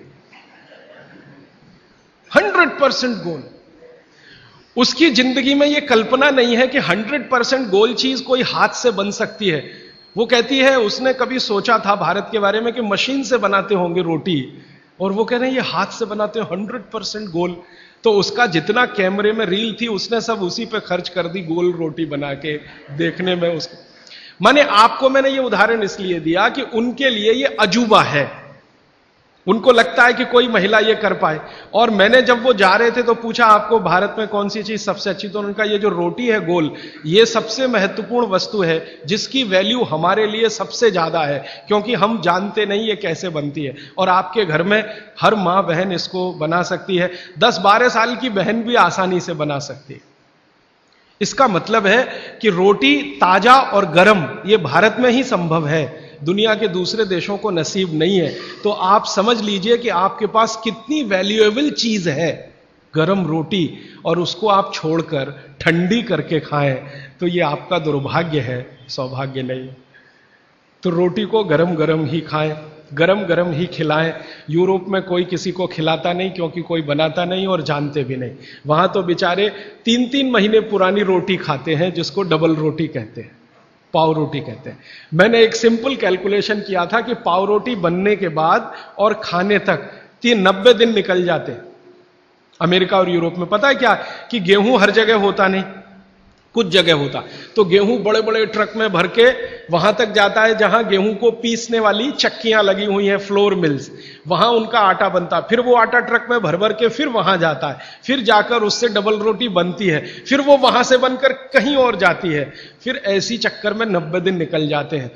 हमारे आयुर्वेद शास्त्र में भागवत जी कहते हैं कि आटे को जितना ताजा इस्तेमाल किया उतना ही बेहतरीन है। आटे के बारे में वो कहते हैं जितना ताजा इस्तेमाल किया उतना ही बेहतरीन है। रोटी के बारे में कहते हैं 48 मिनट के अंदर खा लेना चाहिए। और पिसा हुआ आटा वो ये कहते हैं कि 15 दिन से ज्यादा पुराना कभी भी मत खाना, 15 दिन मैक्सिमम, वो भी गेहूं के लिए। ये चना और मक्की और ज्वारी इसके लिए तो 7 ही दिन कहा उन्होंने, 7 दिन से ज्यादा पुराना नहीं खा सकते, क्योंकि वही किस्सा है, उसकी माइक्रो न्यूट्रिएंट कैपेसिटी लगातार कम होती चली जाती है। तो अब आप बोलेंगे जी ताजा आटा कहां से लाएं? चक्की है, जिंदाबाद। हिंदुस्तान में हजारों लाखों वर्षों से आटा ताजा बनाकर रोटी बनाने की परंपरा है कि नहीं? जो माताएं यहां बुजुर्ग हैं, इन्होंने अपना गांव देखा होगा, अपने गांव के घर की चक्की देखी होगी। ये चक्की पे मैंने थोड़ा रिसर्च किया कि ये क्या अद्भुत चीज बनाई है हमारे ऋषि मुनियों ने। ये दुनिया की ऐसी अद्भुत मशीन है जो आपको ताजा आटा तो देती ही है आपके शरीर की स्वास्थ्य के लिए, और आपके अंदर की मांसपेशियों को हमेशा फ्लेक्सिबल रखती है। और हमारे घरों में ये जो चक्की चलाने का काम माताएं करती रही हैं, मैंने इन माताओं पर एक छोटा सा रिसर्च अभी पिछले साल पूरा किया। मेरे एक दोस्त हैं, आयुर्वेद के चिकित्सक हैं, उनके साथ मिलकर, वो गांव में रहते हैं। तो मैंने कहा आप गांव की कुछ महिलाओं पर अध्ययन करिए कि जो चक्की चलाती हैं, इनके बारे में जरा पता करिए। और जो चक्की नहीं चलाती, पिसा हुआ आटा लाती हैं। तो उन्होंने कहा जो चक्की चलाने वाली माताएं हैं, उनके गांव में 90 माताएं हैं, किसी को भी सिजेरियन डिलीवरी नहीं हुई है। चक्की चलाने वाली माताओं के पैरों में दर्द नहीं है। चक्की चलाने वाली माताओं को कभी भी कंधा नहीं दुख रहा है, गर्दन नहीं दुख रही है, नींद अच्छी आ रही है, डायबिटीज नहीं है, हाइपरटेंशन नहीं है, ब्लड प्रेशर नहीं बढ़ा है, 48-50 बीमारियां नहीं है। और जो माताएं पिसा हुआ आटा ला रही हैं, कैप्टन कुक, आईटीसी का, उनके घरों में डायबिटीज भी है, अर्थराइटिस भी है, हाइपरटेंशन भी है, ये भी है वो। तो मैंने वो वैद्य जी को कहा कि आप क्या मानते हैं ये जो चक्की चलाने वाली माताएं, ये ऐसा क्या विशेष काम कर रही हैं? तो उन्होंने मुझे समझाया, वो मेरे भी समझ में आया, आपको भी समझ। हम जब चक्की चलाते हैं तो एक दिन चला के देखिए तो आपको समझ में आए। सबसे ज्यादा दबाव पेट पे पड़ता है, हाथ पे इतना नहीं है, पेट पे दबाव है। और मां के पेट में एक एक्स्ट्रा ऑर्गन है जो पिता के पेट में नहीं है, जिसको गर्भाशय कहते हैं। यह गर्भाशय आपके पेट के बिल्कुल बीचों बीच हिस्से में, चक्की चलाते समय सबसे ज्यादा जोर वहीं है। और गर्भाशय के बारे में आयुर्वेद के सारे रिसर्च और आधुनिक विज्ञान के सारे रिसर्च ये कहते हैं कि ये गर्भाशय के आसपास के एरिया में जितना हलन चलन हो, उतनी इसकी फ्लेक्सिबिलिटी है। फ्लेक्सिबिलिटी माने मुलायमियत, अंग्रेजी शायद आप समझ जाएंगे। फ्लेक्सिबिलिटी, मुलायमियत, इलास्टिसिटी एक शब्द होता है अंग्रेजी में, इलास्टिसिटी। इलास्टिसिटी का मतलब जब चीज की जरूरत पड़े तो उसको तान देना, जब जरूरत पड़े तो उसको संकुचित कर दे। ये हमारे गर्भाशय का सबसे बड़ा गुण है। इसी गुण के कारण बच्चे का जन्म होता है। और ये गुण को बनाए रखने में सबसे बड़ी भूमिका है हलन चलन। वहां आसपास मांसपेशियां, उनका हलन चलन रहे। तो ये हलन चलन सबसे अच्छे तरीके से, मैंने खुद चला के देखा चक्की, ये सबसे ज्यादा पेट के हिस्से में ही होता है। तब मेरे समझ में आया कि जो माताएं नियमित रूप से चक्की चला रही हैं, उनको सिजेरियन डिलीवरी नहीं हो रही है, क्योंकि गर्भाशय की इलास्टिसिटी मेंटेन है, तो आसानी से बच्चा बाहर आ रहा है बिना किसी ऑपरेशन के। तब मुझे ध्यान आया कि हमारी जो पुरानी माताएं हैं, उनके 8-8, 10-10 बच्चे होते थे, कभी सुना नहीं कि सिजेरियन। वो दाई आती थी गांव की, जो एमबीबीएस नहीं है, एमडी नहीं है, एमएस नहीं है, और बच्चे करा के चली जाती थी, ऐसे ही जैसे दाल पका के कोई चला गया या चावल पका के कोई चला गया। हां, ऐसे होता है। तो हमने इस बात को जब ध्यान दिया, तब मेरे मन में आया कि इसको थोड़ा और बड़ा रिसर्च करना चाहिए। तो इसी चेन्नई में मेरे एक मित्र हैं, उनकी पत्नी और वो मिलकर 15-16 साल से इसी विषय पे काम कर रहे हैं कि बच्चे को बिना किसी डॉक्टर की मदद के या सीजर ऑपरेशन के बाहर कैसे लाया जाए। तो उनका 15-16 साल का रिसर्च ये कहता है कि ये सिर्फ चक्की की मदद से ही हो सकता है। और आयुर्वेद तो यहां तक कहता है कि मां का गर्भ 7वें महीने तक चक्की चलाने की अनुमति देता है। मां को 7वें महीने तक चक्की चलवाई जा सकती है, 8वें महीने में नहीं, फिर उसको बंद कर देना अच्छा है। और उतने 7 महीने की चक्की आपके लिए पर्याप्त है कि वो बच्चा बिना सीजर के हो। और जो बच्चे बिना सीजर के हैं, उनके जीवन को आप देख लें, और जो सिजेरियन है उनके जीवन को देख लें, जमीन आसमान का अंतर है। सीजर बच्चे ज्यादा बीमार हैं, समय समय पे बीमारियां हैं। जो बिना सीजर हैं वो सब स्वस्थ हैं, दुरुस्त हैं, तंदुरुस्त हैं। ब्रेन का डेवलपमेंट भी उनका अच्छा है, लॉजिक को डेवलप करने की कैपेसिटी, कल्पनाशीलता उनमें दूसरे बच्चों से ज्यादा है। तो भागवत जी का सूत्र है कि खाना बना तो 48 मिनट में खाएं, और खाना बनाने वाली जो वस्तुएं हैं जिनमें सबसे महत्वपूर्ण है आटा, गेहूं का आटा 15 दिन से ज्यादा पुराना ना खाएं, जवारी, बाजरी और मक्की का आटा 7 दिन से पुराना ना खाएं। और वो ये कहते हैं कि रोज का हो तो सबसे अच्छा, सुबह बनाएं और शाम को आटा इस्तेमाल हो जाए तो वो सबसे अच्छा, ज्यादा दिन पुराना ना हो। तो अब आप इसको अपने जीवन में कैसे उतारेंगे इस सूत्र को? अगर संभव हो तो एक एक चक्की ले लीजिए, संभव हो तो। इससे कई फायदे हैं। आपको सबसे बड़ा फायदा तो यह है कि आपके घर में मां है, कोई बहन है, उसको मां बनने के समय यह बहुत मदद करेगी चक्की। दूसरा, आपका वेट कम करने में बहुत मदद करेगी चक्की। अगर आपको एक्स्ट्रा वेट है और आप उसको लूज करना चाहते हैं तो 15 मिनट सुबह चक्की चलाया पर्याप्त है। 15 मिनट सुबह अगर आपने चलाया, 3 महीने बाद आप देखना 12 से 13 किलो वजन कम होगा आपका, सिर्फ 15 मिनट की चक्की। रामदेव जी चक्की चलवाते हैं कि नहीं? आप चलाते हैं कि नहीं? लेकिन वो चक्की चलाते हैं जिसमें कुछ होता ही नहीं है, ऐसे ऐसे चलवाते हैं कि नहीं? तो असलियत में ही चला लो, कुछ तो आटा तो मिलेगा।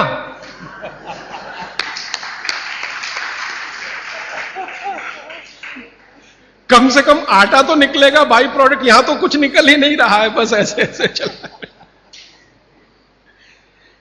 अब आप बोलेंगे जी चक्की कहां मिलेगी? चक्की अभी भी मिल रही है, यहीं चेन्नई में मिलेगी। पत्थर बनाने वाले बहुत लोग इस देश में हैं जो अभी भी ये काम कर रहे हैं, लेकिन वो रो रहे हैं कि राजीव भाई ये कोई खरीदता नहीं, हम क्या करें, हमारा सिलबट्टा भी कोई खरीदता नहीं, चक्की भी कोई। तो मैंने संकल्प लिया है कि मैं बिकवाऊंगा आपकी चक्की।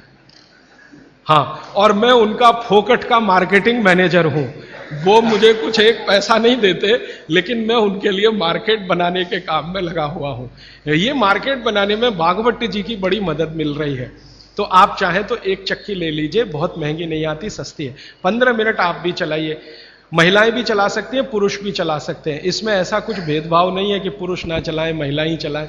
महिला चलाएं तो उनको थोड़ा एक्स्ट्रा गेन है। एक्स्ट्रा गेन माने आपको जो एक्स्ट्रा ऑर्गन है बॉडी में, यूट्रस, वो पुरुष को नहीं है, इसको मदद मिलेगी आपको फ्लेक्सिबल बनाए रहे। और मैं आपको एक बहुत गहरी बात कहने आया, वो माताओं बहनों को विशेष रूप से, उम्र के एक पड़ाव में जब आप 45 वर्ष के आसपास हो जाएंगी, तब आपको गर्भाशय के बहुत सारे कॉम्प्लिकेशन शुरू होंगे। सबसे बड़ा कॉम्प्लिकेशन तो यहीं से शुरू होगा कि आपको मेनोपॉज पीरियड शुरू होगा, मेंसेस साइकिल आपकी बंद होगी, मेनोपॉज पीरियड शुरू होगा। और उस पीरियड में जितने कॉम्प्लिकेशन हो सकते हैं वो बच्चे के जन्म के समय भी नहीं होते कभी। और कई कॉम्प्लिकेशन तो ऐसे जिनको कोई मां समझ भी नहीं पाती कि ये क्या हो रहा है मेरे साथ। अचानक से पसीना आएगा, पूरा शरीर पसीने से भर जाएगा, फिर थोड़ी देर में ठंड लगना शुरू हो जाएगी, फिर थोड़ी देर में तमतमा जाएगा चेहरा, एकदम गर्मी, फ्लैशेस। समझ में नहीं आता किसी मां को कि अभी थोड़ी देर पहले पसीना था, अभी इतनी गर्मी आ गई और अभी इतनी ठंडी लगने लगी। इतने वेरिएशन होते हैं, मिनट मिनट में वेरिएशन होते हैं। मन आपका इतना डिप्रेशन में चला जाएगा, इतना अवसाद में चला जाएगा कि दुनिया बिल्कुल बेकार है, इसमें क्या करना जिंदा रह के। ये डिप्रेशन, तनाव मन में होगा, अवसाद मन में होगा, और ऐसे ऐसे कॉम्प्लिकेशंस बनते जाएंगे। कारण उसका एक ही है कि कुछ हार्मोन्स आपके शरीर में बनना बंद हो जाएंगे, वो आपके लिए बहुत जरूरी है। अब हार्मोन्स बनेंगे ही नहीं तो फिर मुश्किलें ये सब आती हैं। तो भगवान की व्यवस्था ऐसी है, 45-50 साल की उम्र में हर मां को दूसरा जन्म लेना पड़ता है, ऐसा कहा जाता है।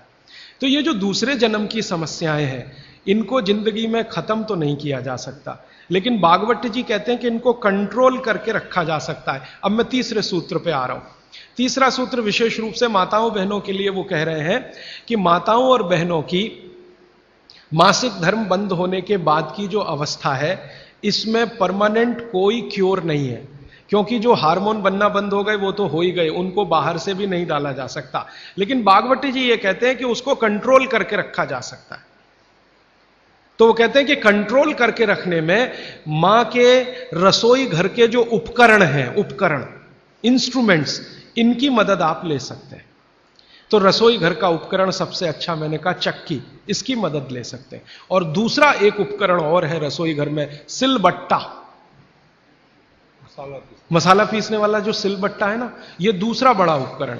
अगर मैंने सिलबट्टा चला के देखा तो इस सिलबट्टे को चलाने में भी सबसे ज्यादा जोर पेट पे ही आता है, चक्की चलाने में भी सबसे ज्यादा जोर पेट पे आ रहा है। तो ऋषि मुनियों ने ये चक्की का आविष्कार जब किया होगा और सिलबट्टे का आविष्कार किया होगा तो किसी मां को ध्यान में रखकर ही किया होगा, ये पक्का है।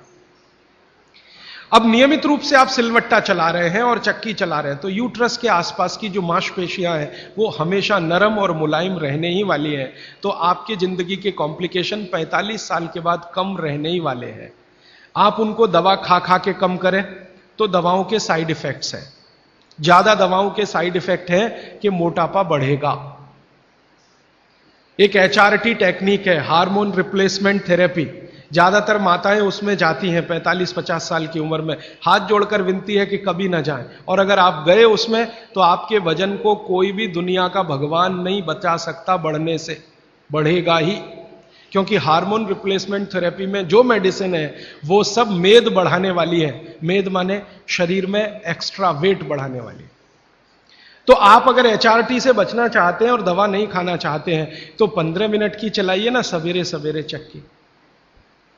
15 मिनट से ज्यादा जरूरत नहीं है। 15 मिनट में जितना गेहूं पिस गया, जितना चना दाल पिस गया, अच्छा है। फिर आप बोलेंगे हमारे यहां तो 1-1 घंटे चलाते थे। वहां उस समय शायद लोगों का शरीर भी इतना मजबूत था, तंदुरुस्ती भी इतनी अच्छी थी, घी दूध भी अच्छा खाने को मिलता था, तो वो 1-1, 2-2 घंटे चला सकते थे। आज के समय को ध्यान में रखते हुए 15 से 20 मिनट भी आपने चलाया, या तो सिलबट्टा या तो चक्की, तो जिंदगी आपकी एकदम सुरक्षित और निरोगी रहने वाली है। तो विज्ञान के साथ रसोई सबसे ज्यादा इस देश में जुड़ा हुआ है।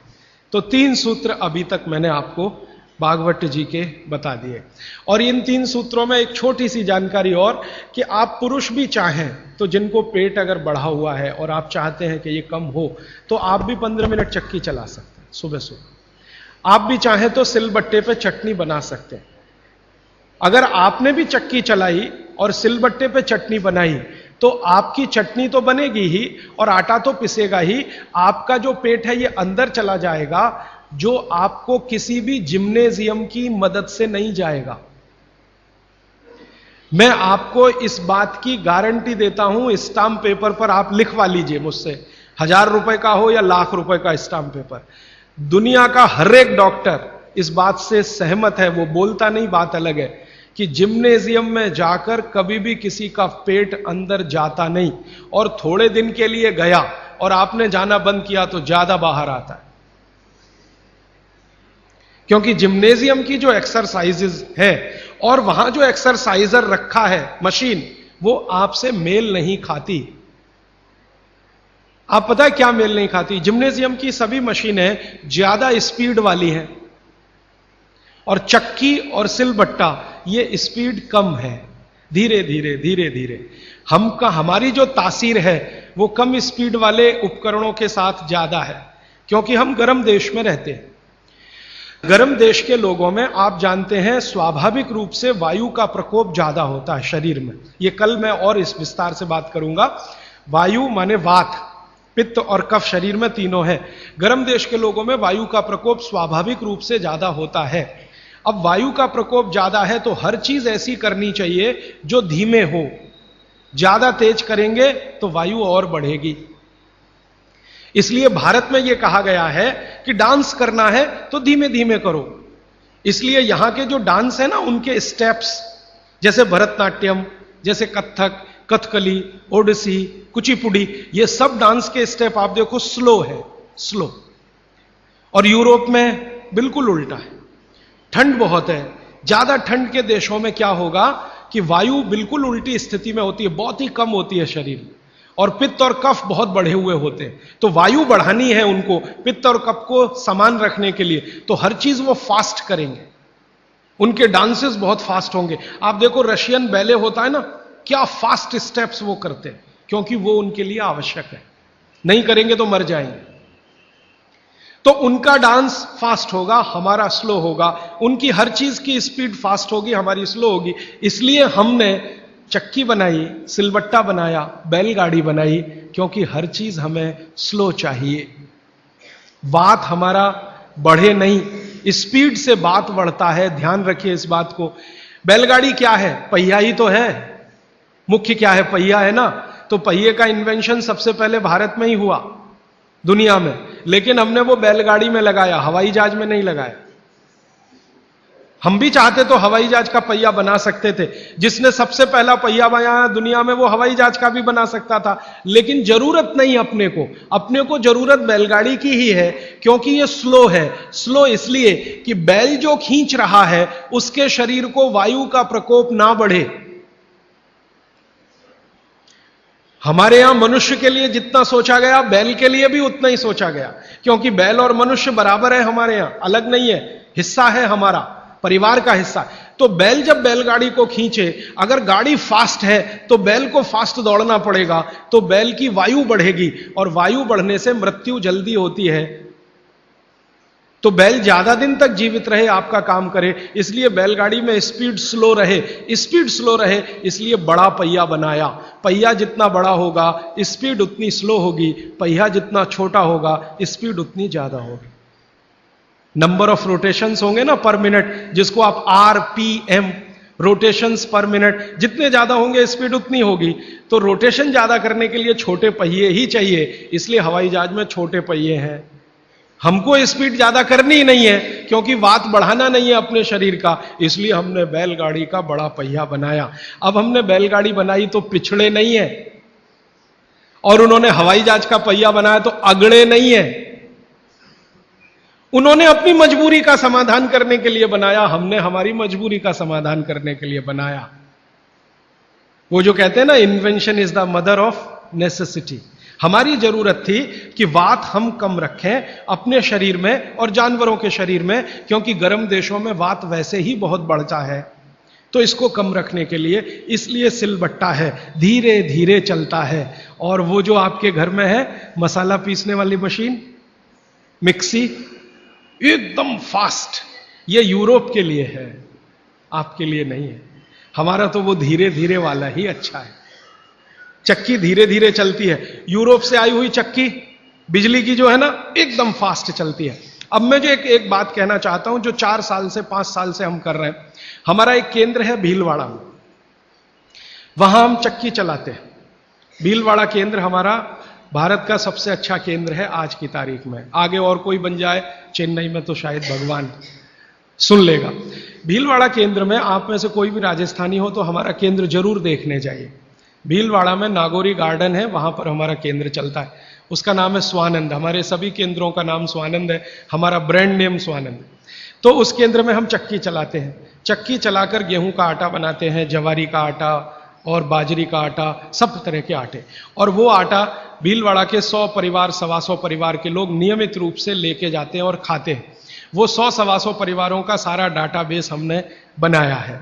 अब वो 100-125 परिवारों को 4 साल चक्की का आटा खिला खिला के हम पूछते रहते हैं, भाई क्या हो रहा है? तो कहते हैं एसिडिटी खत्म हो गई। और क्या हो रहा है? कहते हैं जी घुटने का दर्द कम हो गया। और क्या हो रहा है? नींद अच्छी आ रही है। और क्या हो रहा है? पित्त की बीमारियां कम हो गई हैं। और क्या हो रहा है? वो कहते हैं जी ब्लड प्रेशर भी कम हो रहा है। तो ऐसी 28-30 बीमारियों पर हमारी नजर है, और 4 साल में हर बीमारी के बारे में वो कह रहे हैं कम हो रही है, कम हो रही है, कम। मैंने कहा कुछ बढ़ रहा है? तो उन्होंने कहा आनंद बढ़ रहा है, सुख बढ़ रहा है, खुशी बढ़ रही है। क्या? बस वो चक्की का आटा खा रहे हैं और कुछ नहीं। फिर मैंने कहा कि आप माताएं जो लेके जाती हैं आटा, मैं पूछा आप बताओ जी आपका ऑब्जर्वेशन क्या है? तो उन्होंने कहा ये जो चक्की का आटा, इसकी रोटी इतनी नरम होती है, और वो जो बाजार का आटा लाते हैं उसकी रोटी थोड़ी ही देर में कड़क होती है। और वो कहते हैं कि हमारे घर के लोग जब से ये चक्की का आटा आया 2 रोटी ज्यादा भी खाते हैं तो शिकायत नहीं करते, और ये बाजार के आटे की 1 रोटी भी ज्यादा खाई तो पेट में गैस बनना शुरू हो जाती है। माताएं ये कहती हैं। माताएं कहती हैं बच्चे भी उनकी रोटी पसंद से खाते हैं, घर के लोग भी अच्छे से खाते हैं। अब वो ये कहते हैं जी एक केंद्र से 2 कर दो, क्योंकि उसकी पूर्ति नहीं हो पा रही। एक केंद्र 100 घरों का ही आटा बना पाता है रोज, क्योंकि 15-20 महिलाएं वहां चक्की चलाती हैं। हम दूसरा बनाने की सोच रहे हैं, तीसरा बनाने की सोच रहे हैं। फिर एक दिन मैंने सोचा कि ये रास्ता तो गड़बड़ है, अगर हम ऐसे केंद्र बनाते जाएं तो ये रास्ता तो गड़बड़ है। अच्छा ये है कि हर घेर में ही ये केंद्र हो जाए। इसमें तो अंत में हम कहां फंस जाएंगे, जगह जगह केंद्र बना के हम तो फंसने ही वाले हैं कि भाई अब हाथ का आटा बना के दे दो। तो ये तो हम बिजनेस में नहीं जाना चाहते। हमारा उद्देश्य ये है कि हर घर में आटा बनाने की चक्की आ जाए। तो अब हमने वहां चक्की रखवाना शुरू किया, आप ले जाओ जी, अपने घर में ये चक्की से आटा बना लो, आप भी स्वस्थ रहेंगे, घर भी स्वस्थ रहे। तो वही मेरी आपको विनंती है कि घर में चक्की वापस लाइए और सिलबट्टा भी वापस लाइए। मसाला पीसना है तो उस पर पीसिए, आपको चटनी बनानी है तो उस पर बनाइए, चटनी का स्वाद भी अच्छा होगा और उसके जो सूक्ष्म पोषक तत्व हैं वो भी अच्छे रहें। और एक छोटी सी आखिरी बात, आज के लिए समय हो गया, आखिरी बात यह है, मैं आपको विनम्रता पूर्वक जो कहना आया वो ये कि आपके रसोई में पिछले 20-25 वर्षों में जो बदलाव आया रसोई में, 20-25 वर्षों में हमारे बीमारियों का सबसे बड़ा कारण वो बदलाव है। रसोई बीमारियों का कारण नहीं है। रसोई तो भागवत जी कहते हैं दुनिया का सबसे पवित्र स्थान, सबसे पवित्र स्थान। लेकिन उसमें बदलाव आ गया। बदलाव क्या आया? पहले चक्की होती थी, सिलबट्टा होता था, अब मिक्सी आ गई, या तो हमने कोई मशीन ले ली, और अब तो मशीनें रोटी बनाने की भी आ गई, रोटी बनाने की भी मशीन हमने ली। तो रसोई घर में जितनी हमने बदलाव लाया टेक्नोलॉजिकल, ये सब बदलाव ने हमको बीमार बनाया, माताओं को तो ज्यादा बीमार बनाया। मैंने पिछले 20 साल की जितनी रिसर्चेज हैं रसोई घर से जुड़ी हुई, इन सबको ध्यान से देखा तो पता चला कि हमने विकास के नाम पर अपने ही घर को बीमार बनाने की क्रिया शुरू की है। और रसोई घर में जितनी चीजें हैं उन्होंने महिलाओं का शरीर श्रम घटाया। जैसे वॉशिंग मशीन आ गई, इसने आपका शरीर श्रम घटा दिया। चक्की आ गई, उसने माने बिजली की चक्की आई, उसने आपका शरीर श्रम घटाया। सिलबट्टे का शरीर श्रम आपका घटा मिक्सी के आने से। हर जो चीज आई है, ओवन आया आपके यहां, माइक्रोवेव ओवन आया, फिर ये फ्रिज आया, इसने आपका शरीर श्रम घटाया। और शरीर श्रम घटाने के लिए नहीं है, भागवत जी कहते हैं कि शरीर श्रम घटाने की एक ही उम्र है, 60 के बाद।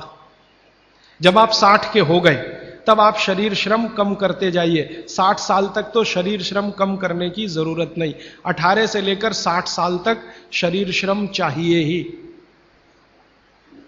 शरीर श्रम चाहिए।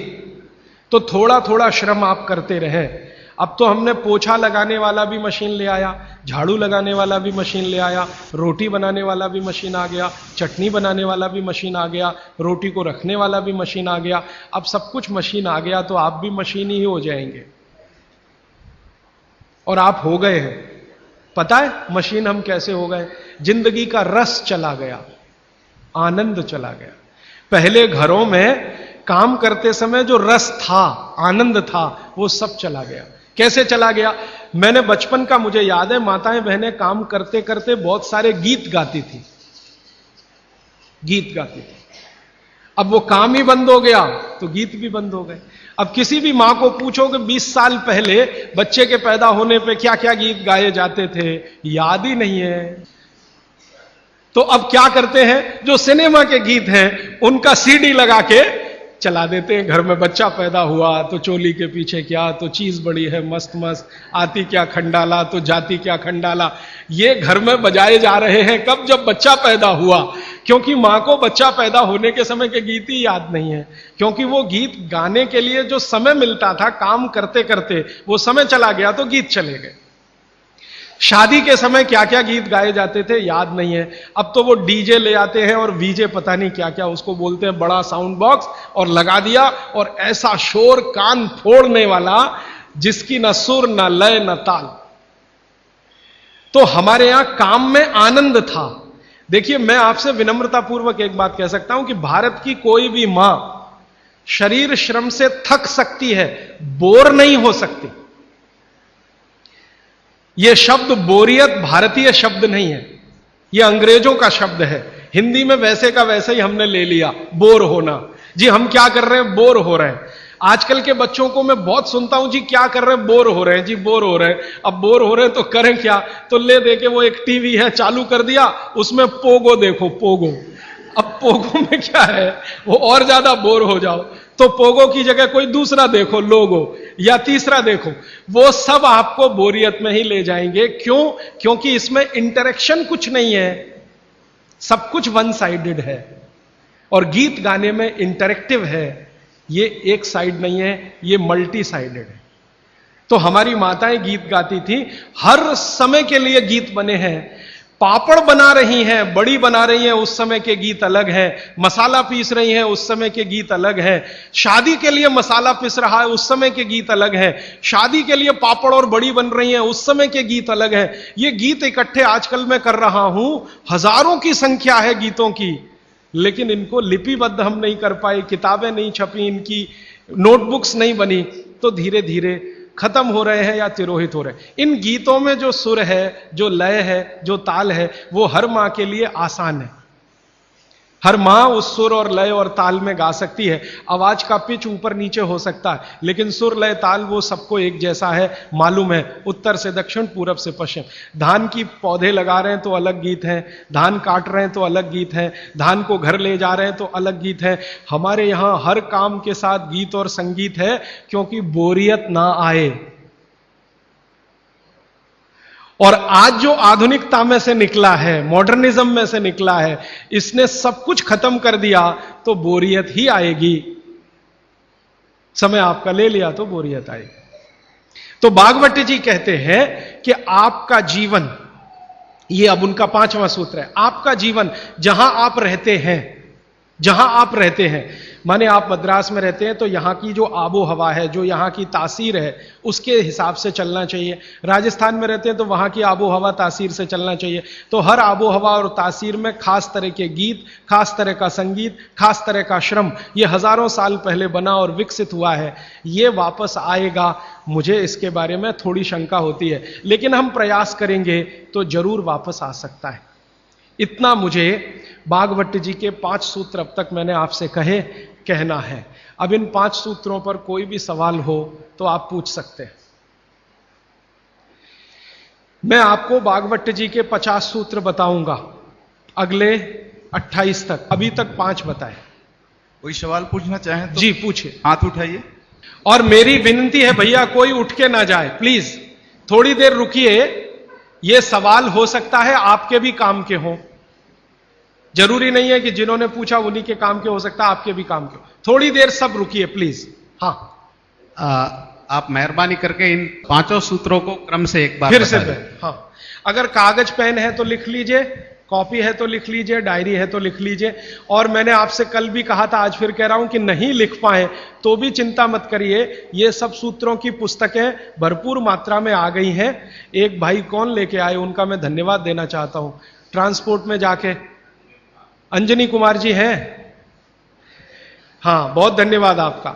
ये अंजनी भाई, हमने कई पुस्तकें ट्रांसपोर्ट से भेजी थी, वो आ गई हैं, यहां पीछे हैं भरपूर मात्रा में। ये सब सूत्र उनमें विस्तार से है, मैं तो शॉर्ट में बता रहा हूं, आप वो भी ले जा सकते हैं। बाहर आज स्टॉल पर भरपूर पुस्तकें।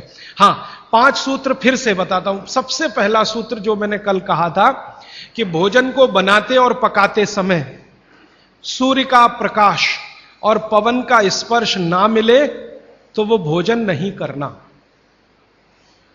अब सूर्य के प्रकाश और पवन के स्पर्श का लंबा विश्लेषण मैंने कर दिया था कि आप प्रेशर कुकर का खाना नहीं खाना, माइक्रोवेव का खाना नहीं खाना, रेफ्रिजरेटर का खाना नहीं खाना। ये दूसरा जो सूत्र था भागवत जी का कि खाना पकने के 48 मिनट के अंदर खाना पकने के 48 मिनट के अंदर खा लेना, बचना नहीं चाहिए। दूसरा सूत्र वो मैंने विस्तार से समझा। तीसरा सूत्र था कि खाना बनाने का जो सामान है, जैसे गेहूं का आटा, चने का आटा, दाल का आटा, या तो बाजरी, मक्की वगैरह वगैरह, तो गेहूं 15 दिन, क्या माने गेहूं का आटा 15 दिन पुराना तक खा सकते हैं। और ये जो मोटे अनाज कहे जाते हैं, ज्वारी है, बाजरी है, मक्की है, ये 7 दिन पुराने से ज्यादा ना हो। मतलब यह है कि घर में 15 दिन से पुराना आटा नहीं रखना, सीधा सा सूत्र है। हर 15 दिन पे नया आटा आता रहना चाहिए। उतना ही आटा पिसवाइए ना जितना जरूरत है। आप चक्की लाते हैं तो बहुत अच्छा, नहीं लाते तो भी चक्की पर जो आटा पिसवा कर ला रहे हैं वो 15 दिन से ज्यादा पुराना ना, ऐसा आप अपने घर में नियम बनाएं। तो ये तीसरा सूत्र है। चौथा सूत्र है भागवत जी का, जो मैंने आपको समझाया कि आप अपने शरीर श्रम को 60 साल की उम्र तक कम मत करिए। मतलब यह है, उन्होंने एक उम्र बनाई है, बच्चा जब पैदा हुआ और 18 साल तक उनका एक कैटेगरी है, 18 साल से लेकर 60 साल उनकी दूसरी कैटेगरी है, और 60 साल के बाद 100-125 साल उनकी तीसरी कैटेगरी है। तो भागवत जी का सूत्र यह है कि 60 के आगे की जो कैटेगरी वाले लोग हैं, 60 से 100-125, इनके जीवन का श्रम कम होते जाना चाहिए, उम्र के साथ कम होते ही जाना चाहिए। ये ज्यादा श्रम ना करें तभी अच्छा है, इनको आराम ही करना है। तो 60 से आगे की उम्र वाले श्रम को कम करते जाएं उम्र के हिसाब। 18 से 60 के बीच के जो लोग हैं ये अपने श्रम को थोड़ा थोड़ा बढ़ाएं। 18 से 19 में थोड़ा ज्यादा, 19 से 20 में थोड़ा ज्यादा, 20 से 21 में थोड़े ज्यादा, ये है 18। और 18 से और 1 साल वाले, माने जिनका जन्म हुआ है, और 18 साल वाले, इनके लिए उन्होंने कहा है कि इनकी उम्र जो है ज्यादा श्रम करने की वहां है जो इनको खेलने के रूप में है। आप वो माने कि श्रम है, जैसे बच्चा खेल रहा है, ये उसका श्रम है, तो आप उनको ज्यादा खेलने दीजिए। मतलब यह है कि 18 साल से कम उम्र के बच्चों को खेल कूद ज्यादा करने दीजिए, वो उनका श्रम है। 18 से 60 की उम्र में ऐसा श्रम जिससे उत्पादन भी होता हो। चक्की चलाई तो आटा बन गया, सिलबट्टा चलाया तो चटनी बन गई, माने उत्पादन कुछ ना कुछ हो। तो उत्पादक श्रम 18 से 60 के बीच में कम मत करिए, 60 के बाद इसको कम करते जाइए, और 18 से 1 साल के बीच के बच्चों को उत्पादक श्रम मत कराइए। यह है। और आखिरी सूत्र, माने आज के हिसाब से आखिरी सूत्र, कि आप अपने जीवन में तासीर का ध्यान रखिए, आबो हवा का ध्यान रखिए, वातावरण का ध्यान रखिए जहां आप रह रहे हैं। माने भौगोलिक परिस्थिति, एक शब्द में मैं अगर कहूं तो ज्योग्राफिकल कंडीशंस। तो आपकी जो आबो हवा है इसका ध्यान रखिए। इसका ध्यान कैसे रखना, मैंने आपसे उदाहरण के लिए में कहा था कि भारत गर्म देश है और कनाडा ठंडा देश है। गर्म देश के लोगों में हमेशा वात की प्रबलता रहती है, शरीर का दोष है, अब उसको क्या करेंगे, वात की प्रबलता रहे ही, पित्त और कफ आपका हमेशा कम रहेगा। इसलिए भारत के लोगों को वात के रोग सबसे ज्यादा हैं। भागवत जी कहते हैं कि भारत के लोगों को लगभग 70 से 75% रोग वात के हैं, 12 से 13% लोग रोग पित्त के हैं, और 10% रोग कफ के हैं। कफ के रोग हमारे यहां सबसे कम है, पित्त के थोड़े ज्यादा, वात के सबसे ज्यादा, क्योंकि हम गर्म जगह रहते हैं। तो आप ध्यान रखिए कि गर्म जगह में ऐसे काम मत करिए जिससे वात बढ़े। जैसे मैं आपको एक उदाहरण दूं, माफ करिएगा ये उदाहरण देते हुए, आप दौड़ लगाते हैं, रनिंग, इसमें वात सबसे ज्यादा बढ़ता है। हमारे यहां आजकल एक फैशन आया, मॉर्निंग में दौड़ो। दौड़ना नहीं है, चलना है। चलने और दौड़ने में अंतर आप समझते हैं। दौड़ने में ऊर्जा बहुत शरीर की, गर्मी बहुत शरीर की बढ़ेगी और वात को बढ़ाएगी। वात बढ़ेगा तो ये घुटने बहुत जल्दी आपके थकेंगे। आप देख लो, जितने हिंदुस्तान के रनर हैं ना, रनर 100 मीटर दौड़ने वाले, 200 मीटर, 35 साल के बाद किसी के घुटने काम नहीं करते, सब बैठ गए। मिल्खा सिंह को मैं मिला हूं, वो कहते हैं यार उस समय जो मैं दौड़ गया ना, अब पता चल रहा है कि उसका क्या असर। परमानेंट डैमेज हो गए हैं दोनों नी जॉइंट्स मिल्खा सिंह के। तो भारत दौड़ने वाला देश नहीं है। माने सुबह आप जाओ तो मॉर्निंग वॉक के लिए जाओ, रनिंग के लिए मत जाओ। जाओगे तो वात बढ़ेगा, बात बढ़ेगा तो तकलीफ आए। तो भागवत जी बहुत गहरी बात कह रहे हैं। जहां रहते हो वहां की आबो हवा और तासीर को ध्यान में रखो। हमारी आबो हवा गर्म है, गर्म हवा में वात बढ़ता है, ये याद रखो। तो वात बढ़े ऐसा कोई काम मत करो। और यूरोप वालों के यहां क्या है, कफ बहुत बढ़ता है, क्योंकि ठंड है, ठंड में हमेशा कफ बढ़ता है। तो ठंडी लोग हैं, ठंडे देश हैं, ठंडा आबो हवा है, तो कफ बहुत बढ़ेगा। तो वो उसका ध्यान रखें, जो कनाडा में रहते हैं, अमेरिका में रहते हैं, कि कफ मत बढ़ने दो। अब बात ना बढ़े हमारा, कफ ना बढ़े यूरोप और अमेरिका वालों का, तो सारी दुनिया निरोगी। पित्त जो है वो सम में वैसे भी रहता है, पित्त जो है ज्यादातर सम में ही रहता है। तो ये 5वां सूत्र है। तो ये 5 सूत्र मैंने फिर से आपको बता दिया। राजीव जी, आपके प्रथम सूत्र के अनुसार सोलार कुकर कितना उपयोगी है? हाँ, बहुत अच्छा सवाल है, मैं इंतजार कर रहा था कोई पूछे। देखिए, मेरे प्रथम सूत्र के अनुसार सोलर कुकर सबसे ज्यादा उपयोगी है, क्योंकि भगवान भागवत जी क्या कह रहे हैं? सूर्य का प्रकाश, पवन का स्पर्श। अब सोलर कुकर एक ऐसी अद्भुत चीज बनी है या बनाई गई है जिसमें सूर्य का प्रकाश सबसे ज्यादा। तो सोलर कुकर का खाना बहुत अच्छा। लेकिन कौन सा सोलर कुकर? देखिए, एक सोलर कुकर ऐसा आता है जिसमें डब्बे को बंद करके खाना बनाने के लिए रखते हैं ना, वो सब एल्यूमिनियम के डब्बे हैं, वो ध्यान रखिएगा।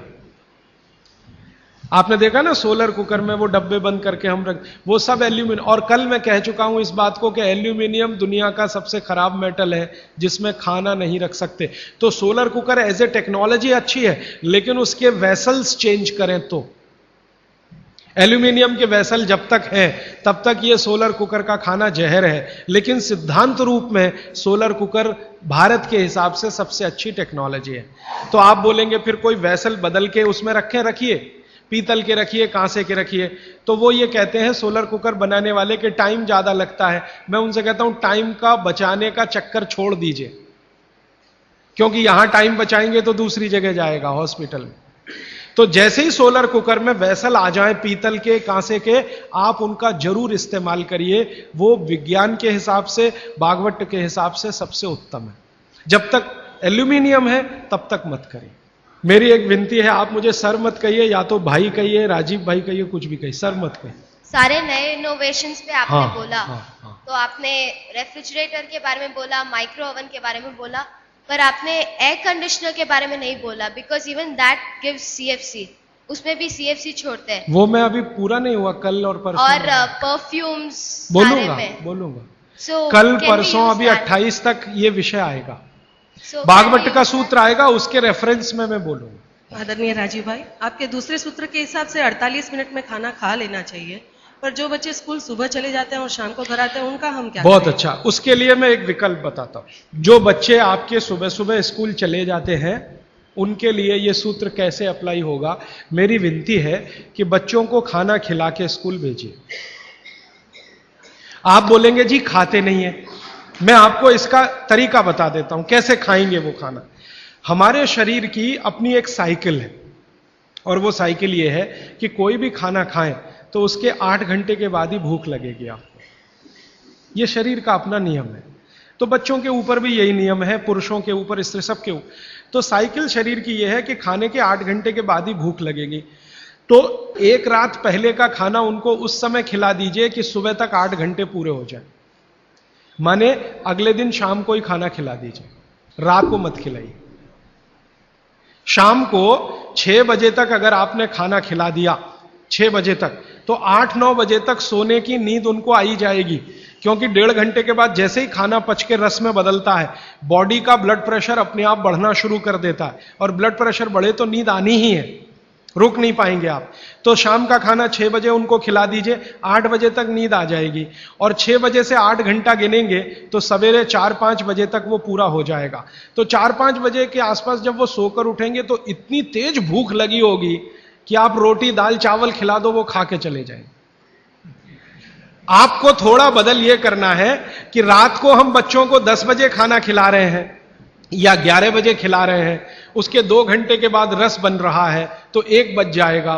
3-4 बजे तक आधा खाना पचा, आधा नहीं पचा, सवेरे उठने पर भूख लगेगी कैसे? तो आप शाम का खाना जल्दी खाने लगिए, माने सब लोग जैनी हो जाइए।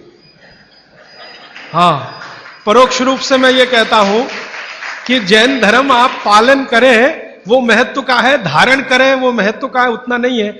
आप आचार्य श्री को वंदन करें, बहुत अच्छा, नहीं करें तो शाम का खाना तो 6 बजे खा लें, तो आप आचार्य श्री के वंदन से भी बड़ा काम करेंगे। वो आचार्य श्री भी यही कहते हैं, शाम का खाना जल्दी खाओ। तो आप थोड़े जैनी हो जाइए। आपका भी खाना नहीं है, बहुत अच्छा है, लेकिन रात का बंद कर दीजिए, बच्चों को रात का खाना बिल्कुल बंद कर दीजिए। मैं आपको विनम्रता पूर्वक कह रहा हूं, इसको मैं कल या परसों बहुत विस्तार से समझाऊंगा, पूछ लिया आज आपने इसलिए कह रहा हूं, रात का खाना बिल्कुल बंद कर दीजिए। क्योंकि बागभट्टी जी का ये जो पहला नियम है ना, ये अभी मैंने आधा ही बताया। सूर्य का प्रकाश और पवन का स्पर्श हर समय वो कहते हैं खाते समय पीते समय रहना ही चाहिए। अब 6 बजे के बाद तो सूर्य प्रकाश रह नहीं सकता।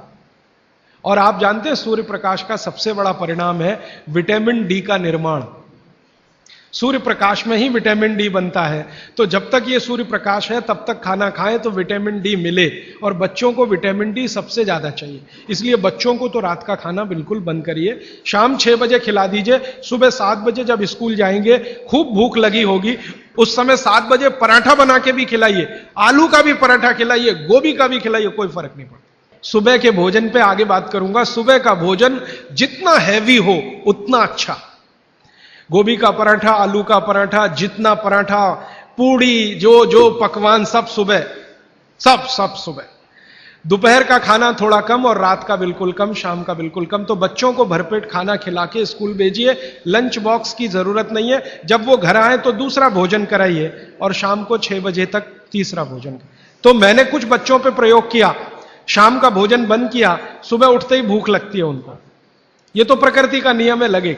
सारे जानवर, सारे पक्षी उठते ही खाना खाते हैं। आप देखो, चिड़िया है सुबह सुबह खाने पे लग जाएगी, गाय बैल भैंस बकरी सब सुबह खाने पे लग जाएगी, क्योंकि वो शाम को सूर्य के बाद खाना नहीं खाते। कोई गाय रात को खाना नहीं खाती, खिला के देख लो, जर्सी गाय को छोड़कर। जर्सी भारत की नहीं है इसलिए उसको भारत का पता भी नहीं है, वो रात को 2 बजे भी खा लेगी। लेकिन भारत की कोई भी गाय है, भारतीय नस्ल की गाय 6 बजे के बाद खाना नहीं खाएगी। तो भारत की तासीर ऐसी है, इस तासीर को ध्यान में रखकर रात का खाना जल्दी करिए, सुबह भरपूर भूख लगेगी। और निवेदन इतना ही है कि खाली पेट बच्चों को कभी स्कूल मत भेजिए। खाली पेट तो कभी मत भेजिए। आपने कह दिया जी दूध पी के गया, दूध पी के गया माने एक तरह से खाली पेट, सॉलिड कुछ नहीं है। सॉलिड सुबह सुबह शरीर में जाना बहुत ही आवश्यक है, अगर भविष्य में आप उसको एसिडिटी, अल्सर, पेप्टिक अल्सर से बचाना चाहते हैं तो। हाँ प्लीज। हमारे चिंतकों ने कहा है, हमारे बुजुर्गों ने कहा, हमारे इतिहासकारों ने कहा है कि परिवर्तन ही जीवन है। तो क्या सारे परिवर्तन बेमानी है? अगर ऐसा है, अगर परिवर्तन बेमानी नहीं है, तो ऐसे कौन से परिवर्तन है जिसे हम अपनाएं और ऐसे कौन से परिवर्तन है जिसे हम ठुकराएं? बहुत अच्छा, बहुत अच्छा सवाल है। देखिए, दुनिया में हर समय परिवर्तन होते हैं, यह प्रकृति का नियम है और यही जीवन है, यह बिल्कुल सही बात है। लेकिन हमें ध्यान यह देना है कि कौन से परिवर्तन हमारे अनुकूल हैं और प्रतिकूल हैं, बस इतना ध्यान देना है। अब इस बात को बागभट्टी जी कहते हैं एक सूत्र में, अब आपने पूछ लिया तो वो सूत्र भी वो ये कहते हैं कि जिस आबो हवा और परिस्थिति में आप रहते हैं उसमें रहते हुए जो परिवर्तन होगा वो आपके अनुकूल है, और जो आबो हवा और परिस्थिति में आप नहीं रहते हैं वहां जो परिवर्तन होगा और आप उसको धारण करेंगे वो आपके प्रतिकूल है। अब मैं इसको और स्पष्ट करता हूं। यूरोप और अमेरिका में पिछले 100 साल में जितनी रिसर्च हुई वो उनके लिए बहुत अनुकूल है। उनके लिए रेफ्रिजरेटर यूरोपियन लोगों के लिए बहुत काम की चीज है। जब मैं ये भाषण जर्मनी में दूंगा तो उल्टा ही बताऊंगा उनको, मैं कहूंगा जरूर रेफ्रिजरेटर लाओ, माइक्रोवेव ओवन भी रखो। उनके लिए बहुत अनुकूल है क्योंकि उनकी कंडीशन में वो परिवर्तन हुआ है। हमारी कंडीशन में जो हम परिवर्तन करेंगे वो हमारे लिए अनुकूल होगा। अब जैसे मैं आपको उदाहरण दूं, चक्की है, चक्की, तो चक्की में एक परिवर्तन आज हुआ है, पहले वो नहीं था, आज हुआ है। हमने चक्की में बियरिंग लगा दिया है। पहले चक्की में बियरिंग नहीं होता था, खाली वो एक ऐसा लोहे का वो डंडी होता था और उसके चारों तरफ हम उसको चाक को घुमाते थे, बीच में लकड़ी का एक उसमें वो लगाते थे। वो लकड़ी का हमने निकाल के उसमें बियरिंग लगा दिया, ये भी परिवर्तन हुआ। ये हमारे अनुकूल बैठता है क्योंकि बियरिंग लगने के बाद उसका जो फ्रिक्शन है वो कम हुआ, और फ्रिक्शन कम हुआ तो हम कम श्रम में ज्यादा उत्पादन ले सकते हैं। श्रम तो हो ही रहा है, लेकिन जितने श्रम में हम पहले 1 किलो आटा लेते थे उतने ही श्रम में अब 3 किलो आटा मिल रहा है। यह भी परिवर्तन है, लेकिन यह हमारे अनुकूल है। इसी तरह से और एक उदाहरण दो, हमारे कुछ कार्यकर्ता हैं पूना में, उन्होंने बैलगाड़ी के पहिए में भी बियरिंग लगा दिया। परिवर्तन यहां भी हुआ, नई बैलगाड़ी बनी, उसमें बियरिंग का पहिया है। अब उसका क्या हुआ कि बैल को खींचने में मदद हो गई। पहले बैल 1 टन अनाज लेके जाता था, अब बियरिंग लगी हुई बैलगाड़ी में वही बैल 3 टन लेके जाता है और बिना थके हुए। तो यह भी परिवर्तन है। तो परिवर्तन हमारे आबोहवा ने पर्यावरण और हमारी प्रकृति के अनुकूल है तो हमारे लिए बहुत अच्छा है, और दूसरों के आबोहवा और प्रकृति के अनुकूल जो परिवर्तन है वो आपको उतना अच्छा नहीं है। यह है कहने का मतलब। ठीक है जी, ये बच्चा पूछ रहा है। हाँ पूछो। इलेक्ट्रिक गैस को यूज करना कि नहीं? इलेक्ट्रिक गैस ज्यादा अच्छा नहीं है, लेकिन मजबूरी हो तो ठीक है। अगर आपके पास उसका कोई विकल्प नहीं है तो जरूर इस्तेमाल कर लीजिए, लेकिन अगर विकल्प है, भारत में तो है, ये मैं जानता हूं, इसलिए ज्यादा अच्छा नहीं है। डी आबोहवा से जुड़ा हुआ एक सवाल है। जैसे राजस्थान में गेहूं की बहुतायत होती है और यहाँ पे चावल की होती है। हाँ। यहाँ पे चावल के खाने के आइटम ज्यादा हो, तो क्या ये सही होगा कि यहाँ चावल का, हम खाने में चावल का उपयोग ज्यादा करें? बिल्कुल सही होगा। आप इस समय चेन्नई में रहते हैं, तमिलनाडु और पूरा एरिया चावल के लिए मशहूर है, तो आप चावल ही ज्यादा खाइए। और इसको ज्यादा आगे बात गहरी बता देता हूं। यहां की जो मिट्टी है, तमिलनाडु की खेतों की मिट्टी और राजस्थान की जो मिट्टी है, उसमें जमीन आसमान का अंतर है। यहां की मिट्टी आप अगर देखोगे तो वो ऐसी है जो पानी को ज्यादा देर पकड़ के रखेगी, और राजस्थान की मिट्टी रेतीली है जिसमें पानी टिकेगा नहीं। ये भगवान ने अच्छे से बनाया है। राजस्थान के लोग जहां रहते हैं, जिस तापमान में रहते हैं, जिस आबो हवा में रहते हैं, उनको शरीर में कुछ ऐसे केमिकल ज्यादा चाहिए, तो वो उस मिट्टी में ही है जो रेतीली है। आप जहां रहते हैं, यहां की आबो हवा, तापमान राजस्थान से भिन्न है, ह्यूमिडिटी ज्यादा है, तो आपको वो केमिकल नहीं चाहिए, तो भगवान ने ऐसी मिट्टी बनाई। तो यहां की मिट्टी से जो चावल पैदा हो रहा है वो आप ज्यादा ही खाइए। गेहूं राजस्थान से लाकर खाने की कोशिश मत करिए। माने आप अगर ये कोशिश करेंगे तो तकलीफ आपको आने वाली है। इसलिए आबो हवा का ध्यान रखिए। चावल के प्रिपरेशन यहां ज्यादा है, वो आप ज्यादा खाइए। अब समस्या आपके साथ ये है कि आप राजस्थान से आ तो गए, राजस्थान छूटा नहीं आपसे, वो छूटता नहीं है। समस्या वहां आती। हम बिहार से आ गए तो सिर्फ स्थान परिवर्तन हुआ, मन परिवर्तन नहीं हुआ। मन अभी भी है राजस्थान में। माने मैं इसको ऐसे कहना चाहता हूं कि अनुकूल परिस्थिति हो गई तो आप वापस राजस्थान चले ही जाएंगे, क्योंकि मन नहीं छूटा। आपका मन नहीं छूटा है, इसलिए आपका स्वाद भी नहीं छूटा। यह सब मन का खेल है। मन से सारे स्वाद और वो सब जुड़े। मन नहीं छूटा तो स्वाद नहीं छूटा। तो आप फिर गेहूं मंगवाते हैं और उसको रोटी बना के खाते हैं, वो स्वाद के लिए तो ठीक है। पौष्टिकता के हिसाब से आपके लिए चावल ज्यादा ठीक है। तो शायद आपने एक बैलेंस बना लिया है कि रोटी भी खाते हैं, चावल भी खाते हैं। यही है ना? तो इसी को चलने दीजिए। मैं आपका मन छुड़ाना नहीं चाहता, क्योंकि मैं नहीं चाहता कि आप परमानेंट यहां रहें। एक दिन राजस्थान तमिलनाडु से अच्छा हो जाए तो आप चले जाएं, ये मैं चाहता हूं। तो मेरे लिए वो स्वदेशी के लिए अच्छा है। तो आप मन को और स्वास्थ्य को बैलेंस कर लीजिए। बैलेंस इसमें यह है कि 2-3 रोटी खा लीजिए और थोड़ा चावल खा लीजिए, ऐसा कुछ कर लीजिए। थोड़ा इडली खा लीजिए और थोड़ा हलवा खा लीजिए। हलवा इडली के साथ जरूर खा लीजिए बैलेंस के लिए। थोड़ा डोसा खा रहे हैं तो थोड़ा बाजरी का रोटी का 1-8 टुकड़ा या आधा बाजरी की रोटी का। यह मैं बताऊंगा आपको आने वाले समय में किसके साथ क्या खाएं और आपका बैलेंस बना रहे, टिका रहे। लेकिन इसको ध्यान में रखिए कि आप स्वास्थ्य के लिए थोड़ा, क्योंकि मन भी अगर आपका बहुत दुखी हुआ तो स्वास्थ्य खराब होगा ही। यह भी मैं बता, रोटी नहीं मिलेगी तो मन खराब होगा, तो उसका असर शरीर पे आएगा। इसलिए मन और स्वास्थ्य को बैलेंस करिए। जी आखिरी सवाल। हाँ राजीव भैया, ये जो आपने बोला कि एल्यूमिनियम खाने के हिसाब से बहुत गंदी चीज है, तो आज जो भी खाना पैक हो रहा है वो एल्यूमिनियम फॉइल या वो जो भी चीज है वो उसमें अंदर यूज आ रहा है, मतलब जो साइंटिफिक के हिसाब से या जो भी अभी जो पैकिंग वगैरह हो रहा है उसमें एल्यूमिनियम पे ज्यादा जोर देता है कि भाई एल्यूमिनियम में पैक है, आपका फ्रेशनेस रहेगा।